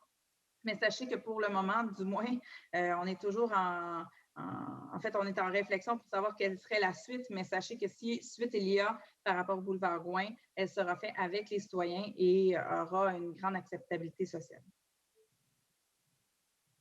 Alors, on va poursuivre avec la... Madame Black, pardonnez-moi, le 15 minutes est écoulé. Parfait, donc je vais demander à quelqu'un de mes collègues de demander un... Je propose un autre 15 minutes, Madame la mairesse. J'appuie Madame Black. Parfait. Donc, c'est proposé par Mme Rossi, appuyé par Mme Belinga. Et je pense qu'avec cette période, on aura l'occasion de faire le tour de l'ensemble des questions. Alors donc, question 21, Caroline Anger. Bonsoir, je suis résidente de Montréal depuis 18 ans et j'y travaille aussi. Voici ma question pour le conseil d'arrondissement de ce soir. À quand un boulevard Gouin à sens unique de façon permanente, un boulevard Gouin paisible, non bruyant, sécuritaire, un boulevard Gouin favorisant les piétons et les cyclistes? On en parle depuis 18 ans on en parle depuis les 18 ans que j'y réside. Rien ne se fait véritablement. Dans les dernières années, le boulevard Gouin est devenu une autoroute. Merci de préciser ce que vous entendez faire pour y remédier. On en a déjà parlé amplement depuis le début de ce conseil, mais sachez qu'on a demandé à nos équipes de travailler sur d'autres mesures qui pourraient être mises en place pour amener plus d'apaisement, plus de quiétude sur le boulevard Gouin. Et également, j'en ai parlé tantôt, il y a les travaux du pont du MTQ qui vont amener un autre élément de complexité dans le secteur. On le sait. D'ailleurs, c'est pour cette raison qu'on a invité tous les citoyens à participer à la séance d'information qui aura lieu demain. Et on va souhaiter ardemment que la nouvelle configuration, d'un coup, les travaux terminés du pont P9 amènera beaucoup plus de fluidité dans le secteur et fera en sorte que le secteur Gouin sera moins congestionné.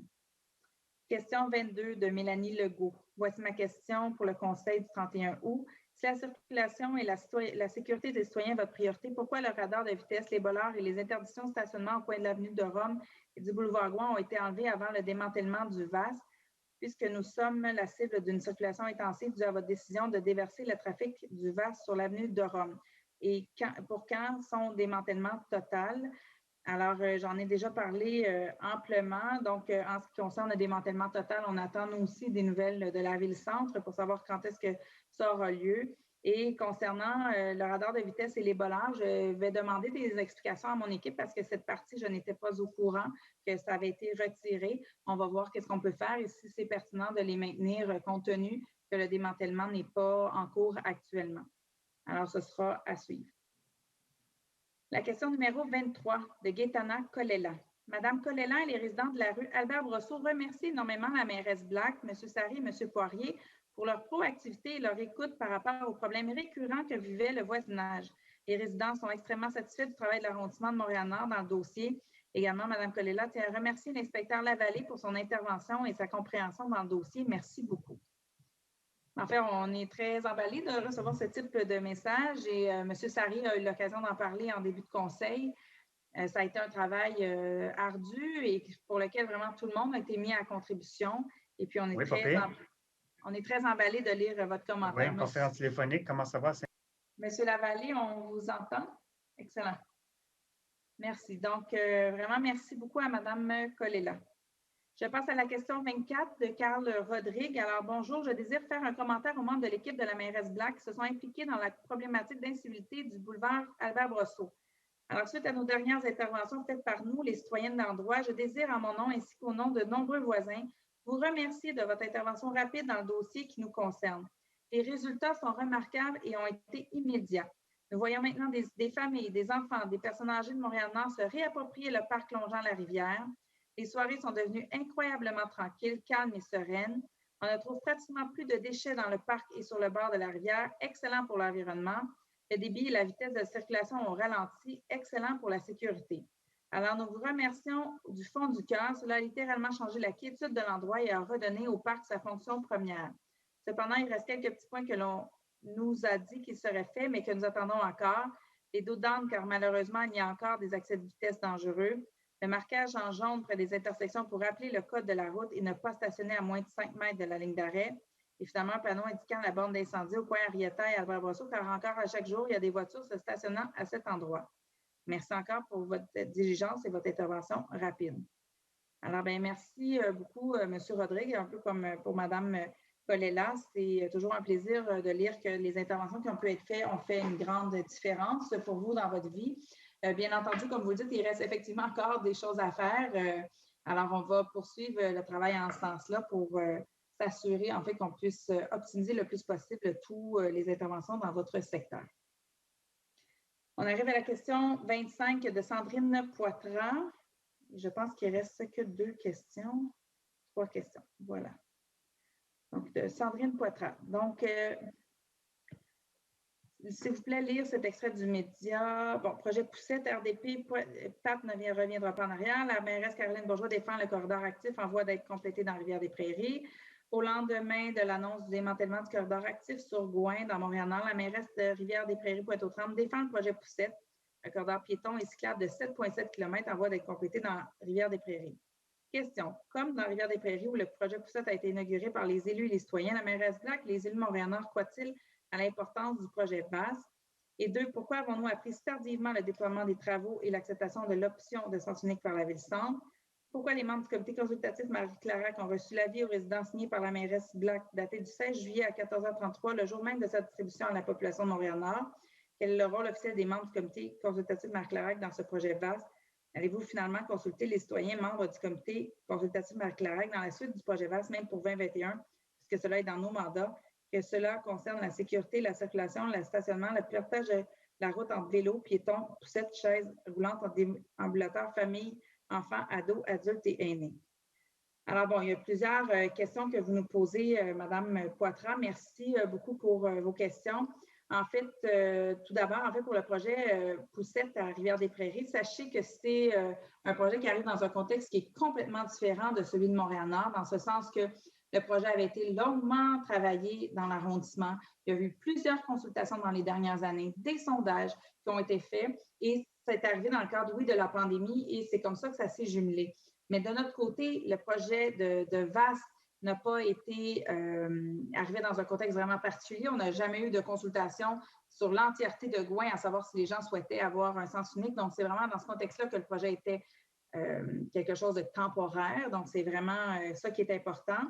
Et en ce qui concerne le comité consultatif de Marie-Clarac, il faut savoir que c'est un comité qui a été mis en place et qu'au départ, on voulait qu'il soit finalement plus ponctuel. Hein? C'est un comité, au départ, il y avait 2 citoyens qui ont levé la main et au fil du temps, ils se sont trouvés plus d'une quinzaine, presque une quinzaine en fait, autour de la table. Et dans le fond, actuellement, ce qu'on observe, et je le disais un peu plus tôt, c'est que plusieurs citoyens veulent s'engager, s'investir dans ces questions-là. Alors, ce qu'on a demandé et qu'il y avait eu certains éléments négatifs qui avaient été apportés par des citoyens qui n'avaient même pas été représentés dans ce comité. Donc, ce qu'on a demandé à nos services, c'est de revoir complètement la composition de ce comité et de pouvoir amener une autre stratégie, finalement, qui permettrait d'être beaucoup plus inclusif et permettre à tous ceux qui voulaient s'engager, s'impliquer dans cette démarche-là puissent le faire. Mais sachez que la participation des citoyens est grandement privilégiée, c'est ce qu'on souhaite. Et pour la suite des choses, bien, comme je l'ai dit un peu plus tôt, pour l'instant, en fait, on priorise surtout l'installation finalement de mesures d'atténuation qui vont pouvoir faire une différence dans le secteur, mais également, ce qu'on souhaite, en fait, c'est pouvoir consulter les citoyens s'il y a un projet futur à venir. Je passe maintenant à la question 26 de Jean-Michel Petit. J'habite Montréal-Nord depuis 18 ans et depuis 18 ans, on parle de rendre le boulevard Gouin à sens unique car il n'est pas adapté pour une voie de transit. Ma question est quand le boulevard unique Gouin à sens unique ne sera pas une autoroute tellement de voitures qui circulent soir et matin. Deuxième question. Aujourd'hui, avec la COVID-19, la mairesse Black a fait enlever le corridor sanitaire du boulevard Sainte-Gertrude devant l'école suite à une plainte sur Facebook d'une dame qui ne pouvait pas sortir son épicerie devant chez elle à cause du corridor sanitaire. Une chance que les colbus sont intelligents, ils ont résisté à retirer complètement le corridor sanitaire suite à l'intervention de mes directions.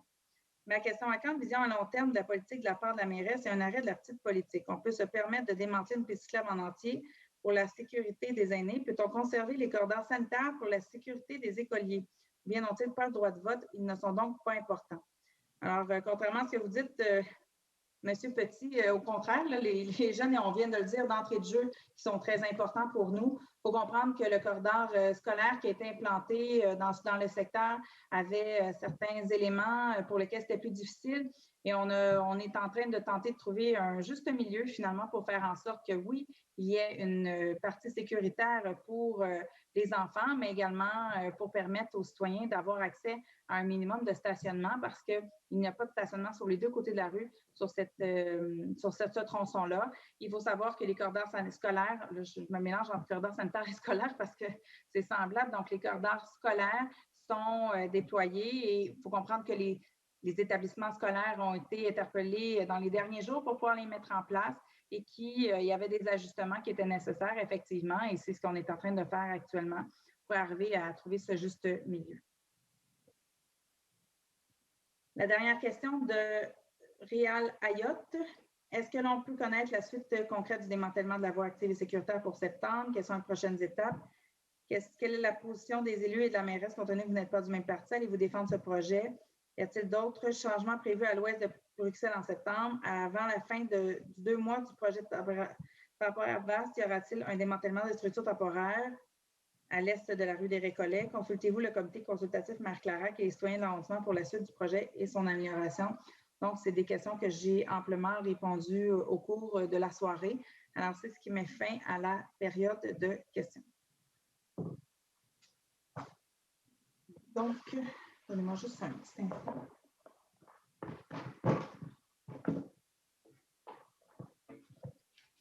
Alors, donc, on va poursuivre le conseil régulier avec le 10.04 à 10.05. 10.04, on vous demande d'adopter le procès-verbal de la séance extraordinaire qui s'est tenue le 11 juin à 8h45, celui de la séance ordinaire qui s'est tenue le 29 juin à 19h, ainsi que les procès-verbaux des séances extraordinaires du 22 juillet à 16h, du 24 juillet à 9h, ainsi que celui de la séance du 6 août à 11h. 10.05, on vous demande de déposer aux archives le procès-verbaux du comité consultatif sur la mobilité des rencontres du 6 mai, du 3 juin et du 9 juillet 2020. Pause. J'appuie. Alors, c'est proposé par M. Sarri. Besoin de quelqu'un pour proposer? Mme Papillon, je pense que vous avez un décalage avec nous. Donc, c'est proposé par M. Sarri, appuyé par M. Poirier. Madame Papillon, est-ce que vous êtes au même rythme que nous? J'ai l'impression que Mme Bergeron va falloir que vous preniez la relève. Oui, Madame la mairesse. Je n'entends pas. Oui, ça, Mme Papineau, on ne vous entend pas. Je crois que Mme Bergeron va pouvoir poursuivre la lecture. Bon. On est vraiment... Anne-Sophie, tu peux poursuivre? Oui, il n'y a pas de problème. Merci de pouvoir prendre la relève. Donc ça a été proposé par M. Sarri, appuyé par M. Poirier. J'appelle maintenant le 10.06 à 10.07. 10.06, déposer aux archives le procès-verbal de la réunion du comité consultatif d'urbanisme tenue le 30 juin 2020. 10.07, déposer aux archives le procès-verbal de la réunion du comité consultatif d'urbanisme tenue le 4 août 2020. Je propose. J'appuie. Proposé par M. Sarri, appuyé par... proposé par M. Poirier, appuyé par M. Sarri. Voyons. Voilà, j'appelle maintenant donc le 15.01. 15.01, appuyer et déposer une résolution visant à souhaiter une bonne rentrée aux élèves montréalais et montréalaises. Je propose. Et j'appuie. Excellent. Et si vous me permettez, je vais C'est les deux anciennes. Oui, exactement. Commissaires. Je propose ça. Alors, Madame ça nous tient à cœur. Tout à fait. Et je vais la lire pour que vous puissiez savoir exactement de quoi s'en retourne. Alors, 2 secondes. Attendu que dans les semaines du 24 et du 31 août 2020, près de 200 000 jeunes Montréalaises et Montréalais inscrits à la formation générale au primaire et au secondaire entameront une nouvelle année scolaire. Attendu que ces derniers représentent la relève pour la collectivité montréalaise et que cette relève est importante pour le dynamisme de Montréal. Attendu que les élèves montréalais et montréalaises ont quitté l'école le 13 mars dernier, n'ont pu remettre les pieds dans un établissement scolaire depuis plus de 5 mois. Attendu que la crise sanitaire a des conséquences directes sur la réussite éducative, attendu que les jeunes Montréalaises et Montréalais ont démontré beaucoup de courage et de résilience pour affronter la réalité inédite du confinement, attendu que ces derniers inspirent la collectivité par leur courage, un courage qui donne un nouvel élan à la rentrée, un nouveau souffle motivant qui entraîne la société avec eux, attendu que les arrondissements ont les compétences et les pouvoirs pour influencer directement la qualité de vie des élèves montréalais et montréalaises, et que du même coup, ils permettent à ces derniers de développer leur plein potentiel, attendu que les élus municipaux collaborent aux efforts de la collectivité montréalaise en matière de sensibilisation à la réussite éducative, il est proposé par Mme Rossi et appuyé par Mme Bellinga que les élus du conseil d'arrondissement souhaitent une excellente rentrée scolaire à tous les élèves montréalais et montréalaises et un bon succès dans leur réussite tout au long de l'année. Il réitère l'importance de la persévérance scolaire, particulièrement pour ce retour en classe, et souligne par cette résolution leur soutien. Alors, merci à mes collègues. Est-ce que je pourrais juste dire un mot, Mme Black? Allez-y. Si vous me permettez. Je veux souhaiter une bonne rentrée. C'est sûr que j'appuie cette déclaration, mais aussi ceux qu'on est peut-être porté d'oublier dans des rentrées comme ça, c'est tous les élèves, tous les étudiants de l'éducation aux adultes qui font des retours, à l'école sur les bancs d'école. Et particulièrement en cas de COVID, c'est souvent des mamans monoparentales ou particulièrement en temps de COVID, ils font face à des situations vraiment particulières, difficiles. Alors, je leur souhaite tout le courage que ça prend parce que déjà un retour aux études en éducation aux adultes, ça prend énormément de courage, mais particulièrement dans un temps de COVID. Vous avez toute mon admiration et je vous souhaite une superbe année et les résultats en valent la chandelle. Alors, on est en arrière de vous et on vous appuie grandement dans ces décisions. Madame Rossi, j'appuie votre point et je souhaite aussi souligner vraiment une excellente rentrée à toutes les équipes écoles, également le personnel du service de garde, les directeurs, parce qu'ils font un travail quand même exceptionnel pour permettre vraiment une rentrée à nos enfants en toute sécurité. Alors voilà, merci.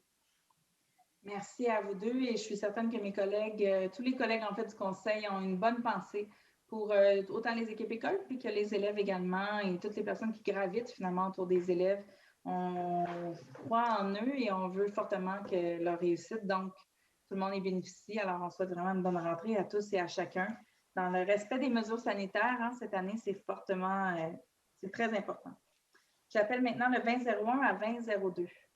20.01, rejeter la soumission déposée dans le cadre de l'appel d'offres 1075 pour les travaux de réfection des 2 entrées extérieures de la bibliothèque Henri Bourassa de l'arrondissement de Montréal-Nord.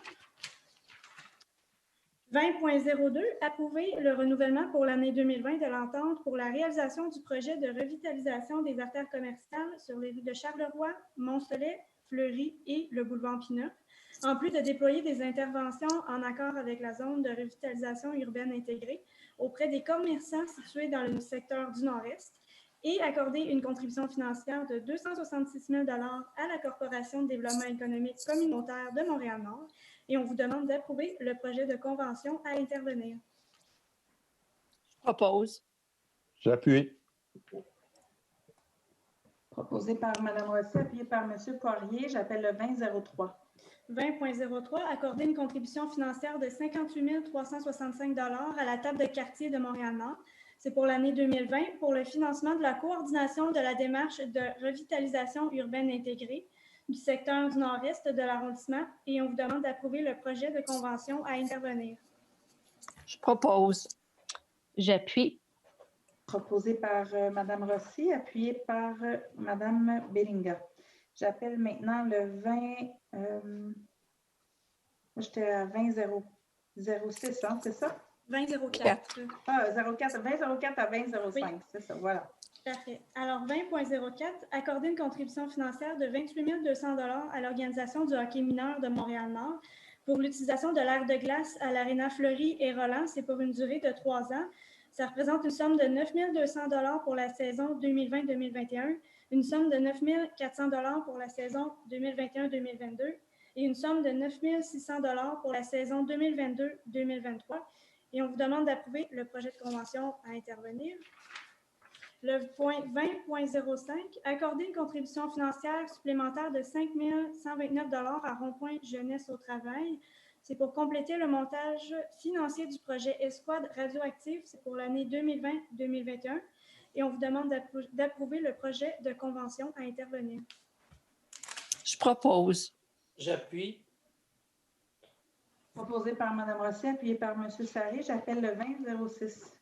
20.06, accorder une contribution financière totalisant 1 700 aux organismes suivants, un montant de 850 à l'Association des jardiniers du Jardin communautaire Tardif et un montant de 850 à l'Association des jardiniers du Jardin communautaire Oscar. Je propose. J'appuie. Proposé par Mme Rossi, appuyé par Mme Bellinga. J'appelle le 20.07 à 20.09. 20.07, approuver le projet de convention à intervenir entre l'arrondissement de Montréal-Nord et le club de hockey midget 3A Laval-Montréal. C'est pour l'utilisation de l'Aréna Fleury et les services connexes offerts par l'arrondissement pour une période de 3 ans et accepter une somme totalisant 28 200 une somme de 9 200 pour la saison 2020-2021, une somme de 9 400 pour la saison 2021 et 2022, ainsi qu'une somme de 9 600 pour la saison 2022-2023. 20.08, autoriser la signature du bail de location avec l'organisme Communauto Inc. pour divers emplacements sur le territoire de l'arrondissement de Montréal-Nord. 20.09, autoriser la prolongation pour une durée d'une année supplémentaire de l'engagement de l'association Récréo-touristique Montréal-Nord, faisant affaire sous le nom de la route de Champlain, afin d'offrir une programmation estivale en 2023. Et on vous demande d'approuver le projet de convention à intervenir. Je propose. J'appuie. Donc, c'est proposé par M. Poirier, appuyé par M. Sarré. J'appelle maintenant le 20.10 à 20.12. 20.10, approuver l'addenda à la convention de contribution financière intervenue avec un itinéraire pour tous pour l'embauche d'un intervenant jeunesse visant à assurer une présence active à la bibliothèque de la Maison culturelle et communautaire de Montréal-Nord. 20.11, approuver l'addenda à la convention de contribution financière intervenue avec un itinéraire pour tous. C'est pour le projet animation de soirée de jeux vidéo à la Maison culturelle et communautaire de Montréal-Nord. C'était pour l'année 2020. 20.12, approuver le projet d'acte de correction entre la Ville de Montréal et Odette Lefebvre quant à la dénomination erronée dans l'acte de vente publié sur le numéro 5 396 333. Je propose. Et j'appuie. Pardon. Donc, proposé par Mme Rossi, appuyé par M. Poirier. J'appelle le 30.01 à 30.03. 30.01, approuver et déposer les rapports mensuels au 30 juin 2020 et au 31 juillet 2020. 30.02, approuver et déposer les rapports sur l'exercice du pouvoir délégué au 30 juin 2020 et au 30 juin 2020 et au 31 juillet 2020. 30.03, approuver une dépense supplémentaire de 1 839,60 $, taxes incluses, à Aquam Spécialistes Aquatiques pour l'achat de 4 rampes d'accès à l'eau pour les personnes à mobilité réduite pour nos 4 piscines extérieures. C'est pour une dépense totale de 43 211,33 $. Je propose. J'appuie. Proposé par M. Sarré, appuyé par Mme Rossi. J'appelle maintenant le 40.01 à 40.02. 4001, donner un avis de motion présenté et déposé en vue d'adopter à une séance ultérieure le règlement 1530-14, modifiant notre règlement 1530 sur l'immobilisation et le stationnement afin de permettre le remorquage des véhicules qui nuisent aux opérations de déneigement. 40.2, donner un avis de motion présenté et déposé en vue d'adopter à une séance ultérieure le projet de règlement RGCA 20-10-0001-3, modifiant notre règlement RGCA 20-10-0001 sur les tarifs afin d'abroger les articles portant sur le branchement des égouts et d'aqueducs. Je propose. J'appuie. C'est proposé par M. Sarry, appuyé par M. Poirier. J'appelle maintenant le 4003 au 4005. 4003, adopter le premier projet de résolution PP 041 afin de permettre l'occupation par un centre d'hébergement pour jeunes du bâtiment situé sur le lot 1 173 770 du cadastre du Québec, soit le 10 155 boulevard Saint-Vital. C'est en vertu de notre règlement sur les projets particuliers de construction, de modification ou d'occupation d'un immeuble.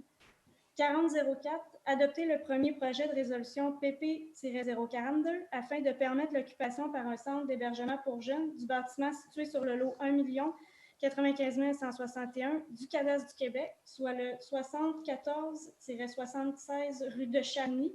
C'est en vertu de notre règlement sur les projets particuliers de construction, de modification ou d'occupation d'un immeuble. 4005, déposer le procès-verbal de consultation écrite et adopter le second projet de règlement de zonage RR 1562.055, modifiant notre règlement de zonage refondu RR 1562 afin de permettre l'usage restaurant dans la zone C19-434. Je propose. J'appuie. Proposé par M. Poirier, appuyé par Mme Rossi. J'appelle donc le 4006 à 4008. 4006, déposer le procès-verbal de consultation écrite et adopter le second projet de règlement de zonage RR 1562.056 afin de modifier diverses dispositions du règlement de zonage refondu RR 1562. 4007, déposer le procès-verbal de la séance de consultation écrite et statuer sur une recommandation du comité consultatif d'urbanisme, à savoir permettre une hauteur de plancher du rez-de-chaussée de 2,71 mètres au-dessus du niveau du trottoir au lieu de 1,8 mètres et un coefficient d'occupation au sol de 0,21 au lieu de 0,4. C'est pour le 11 439 avenue des Récollets. C'est en vertu de notre règlement sur les dérogations mineures. 4008, déposer le procès-verbal de la séance de consultation écrite et statuer sur une recommandation du comité consultatif d'urbanisme, à savoir permettre une marge latérale de 0,3 mètres au lieu de 4,5 mètres et une marge avant secondaire de 1,59 mètres au lieu de 2,25 mètres. C'est pour le 34-35 rue Montjoly.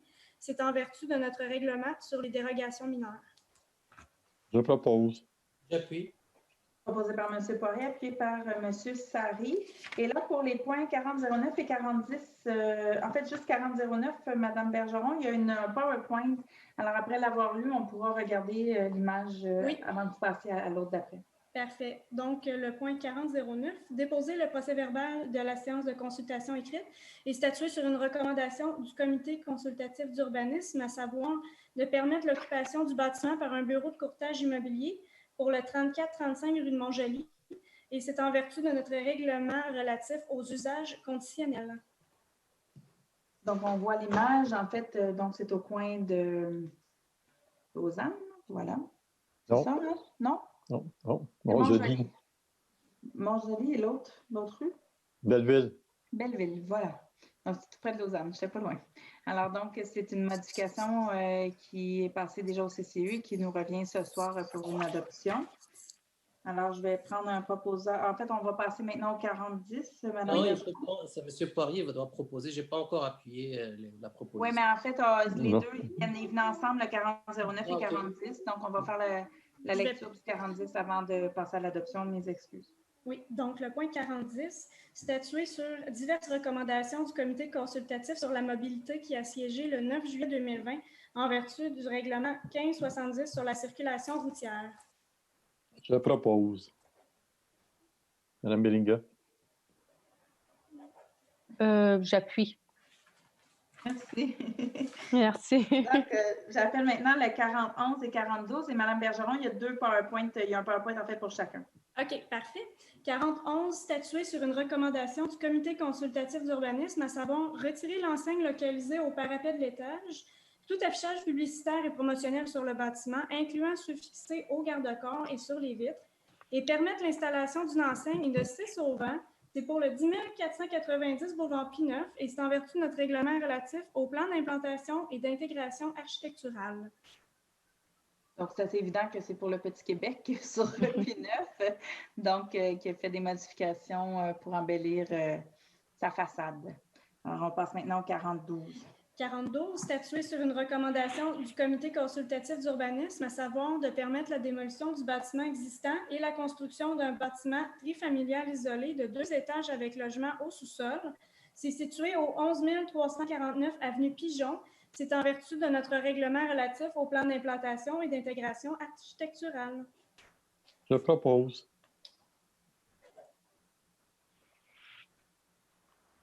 C'est appuyé par? J'appuie, Madame la mairesse. Parfait. Proposé par M. Poirier, appuyé par Mme Bellinga. On voit la modification, hein? Donc c'est vraiment une petite maison qui sera transformée en ces espaces. Donc, c'est 4 appartements ou 4 condos, quelque chose comme ça. Donc, voilà. Alors, c'est proposé et appuyé. On passe maintenant au 5001. 5001, nommé Mme Amina Djelouli à titre de préposée au secrétariat à la division des relations avec les citoyens et communications de la direction d'arrondissement en période d'essai de 8 semaines à compter du 5 septembre 2020. C'est en vue d'un statut permanent à cet emploi. Alors, je propose et on souhaite la bienvenue à Mme Djelouli avec nous. J'appuie, Madame la mairesse. Alors, donc, c'est proposé par Mme Rosset, puis par Mme Bellinga. Alors, j'appelle maintenant les 5002 à 5003.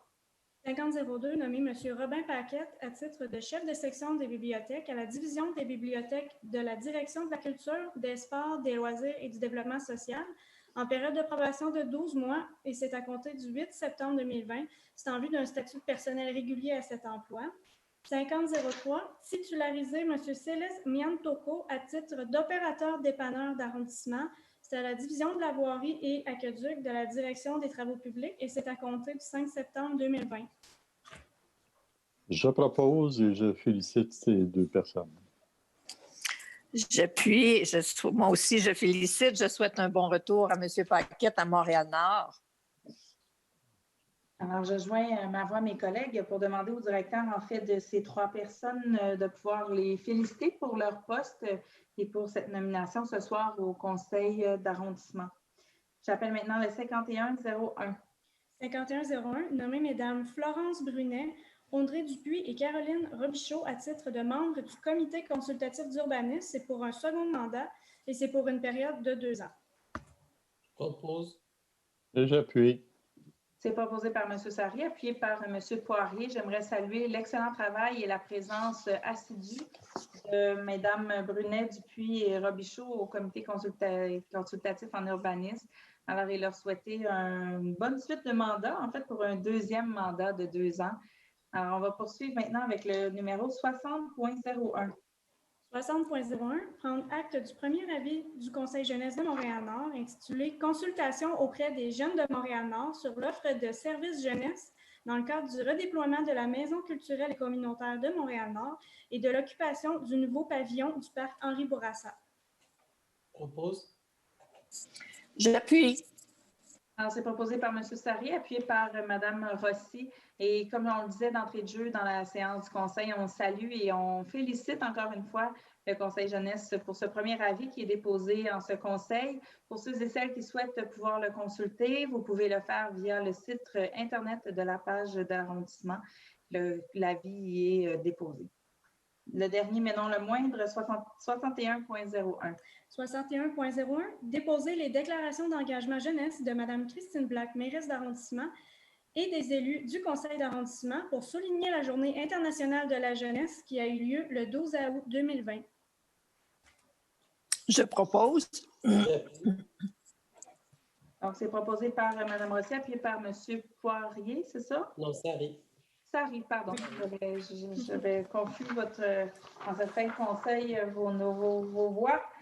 Alors, donc, c'est ce qui met fin au conseil. Il y a quelques informations tout de même à vous donner en cette fin de conseil Pour les activités culturelles à venir, Mme Rossi en a parlé en début de séance que nos équipes culture commencent à s'activer pour trouver des alternatives pour vous. Alors, les 5 à 7 créatifs à la place L'Archevêque. Alors, les 3, 10 et 17 septembre, de 17h à 19h, venez échanger avec l'artiste et créer, juste un instant, je ne vois pas, à sa manière en vous inspirant de ses œuvres. Les artistes aux arrêts, le 7 au 11 septembre, 3 artistes visuels, Alain Frigon, Sergio Guterres et Jaber Lutfi, créeront des œuvres évolutives en direct dans l'espace public. Vous les trouverez aux abords des abribus situés aux intersections Saint-Michel-Henri Bourassa, Pineuf-Henri Bourassa, Lacordaire et Henri Bourassa. Les sentiers poétiques, septembre et octobre, le long de la rivière des Prairies, phrases poétiques disposées çà et là au bord du chemin. Ce sont des pensées citoyennes recueillies lors d'ateliers en médiation culturelle. Elles vous étonneront et embelliront votre journée. Au niveau des autres informations, la collecte des résidus domestiques le samedi qui arrive, donc samedi 5 septembre de 9h à 17h au stationnement de l'école Henri Bourassa. Également, les ventes de débarras seront permises uniquement les 5, 6, 7, 12, 13 septembre. Des mesures sanitaires doivent être prises, bien entendu. Vous pouvez consulter les consignes en fait sur montréal.ca. Sinon, aidez nos commerces, achetons local. Consultez le site commercemtlnord.ca/ouvert pour savoir qui est ouvert, mais il faut comprendre que la majorité sont déjà de retour. Au niveau des ressources communautaires, besoin d'aide alimentaire, un numéro 514-852-1492. Besoin de parler, le CIUS Nord de l'île vous écoute, 514-940-3300. Et besoin d'aider, devenir bénévole, 514-328-1114. Pour tout ce qui a trait aux informations en santé, un numéro pour votre quartier, le 514-366 Nord. Pour la COVID-19, clinique de dépistage, donc c'est au coin de Lacordaire et Henri Bourassa, 514-644-4545 ou le 811. Violence conjugale, donc vous devez consulter le 911. Et recherche d'un autre service, vous pouvez appeler le 211 pour pouvoir avoir les informations sur tous les services communautaires qui sont offerts. Pour plus d'informations, on vous invite également à consulter nos sites Internet, notre page Facebook également, de s'abonner à notre infolettre qui est transmise régulièrement en fait, auprès des citoyens. Et pour toute information, commentaire ou besoin de connaître davantage d'informations sur différents services, on vous invite à appeler le 311. La prochaine séance conseil est prévue le lundi 5 octobre 2020 à 19h. Alors, ce sera un rendez-vous. Et puis sur ça, je vous souhaite une très bonne soirée. Merci à tous d'avoir été parmi nous. À bientôt. Bonsoir. Bonsoir. Bonsoir.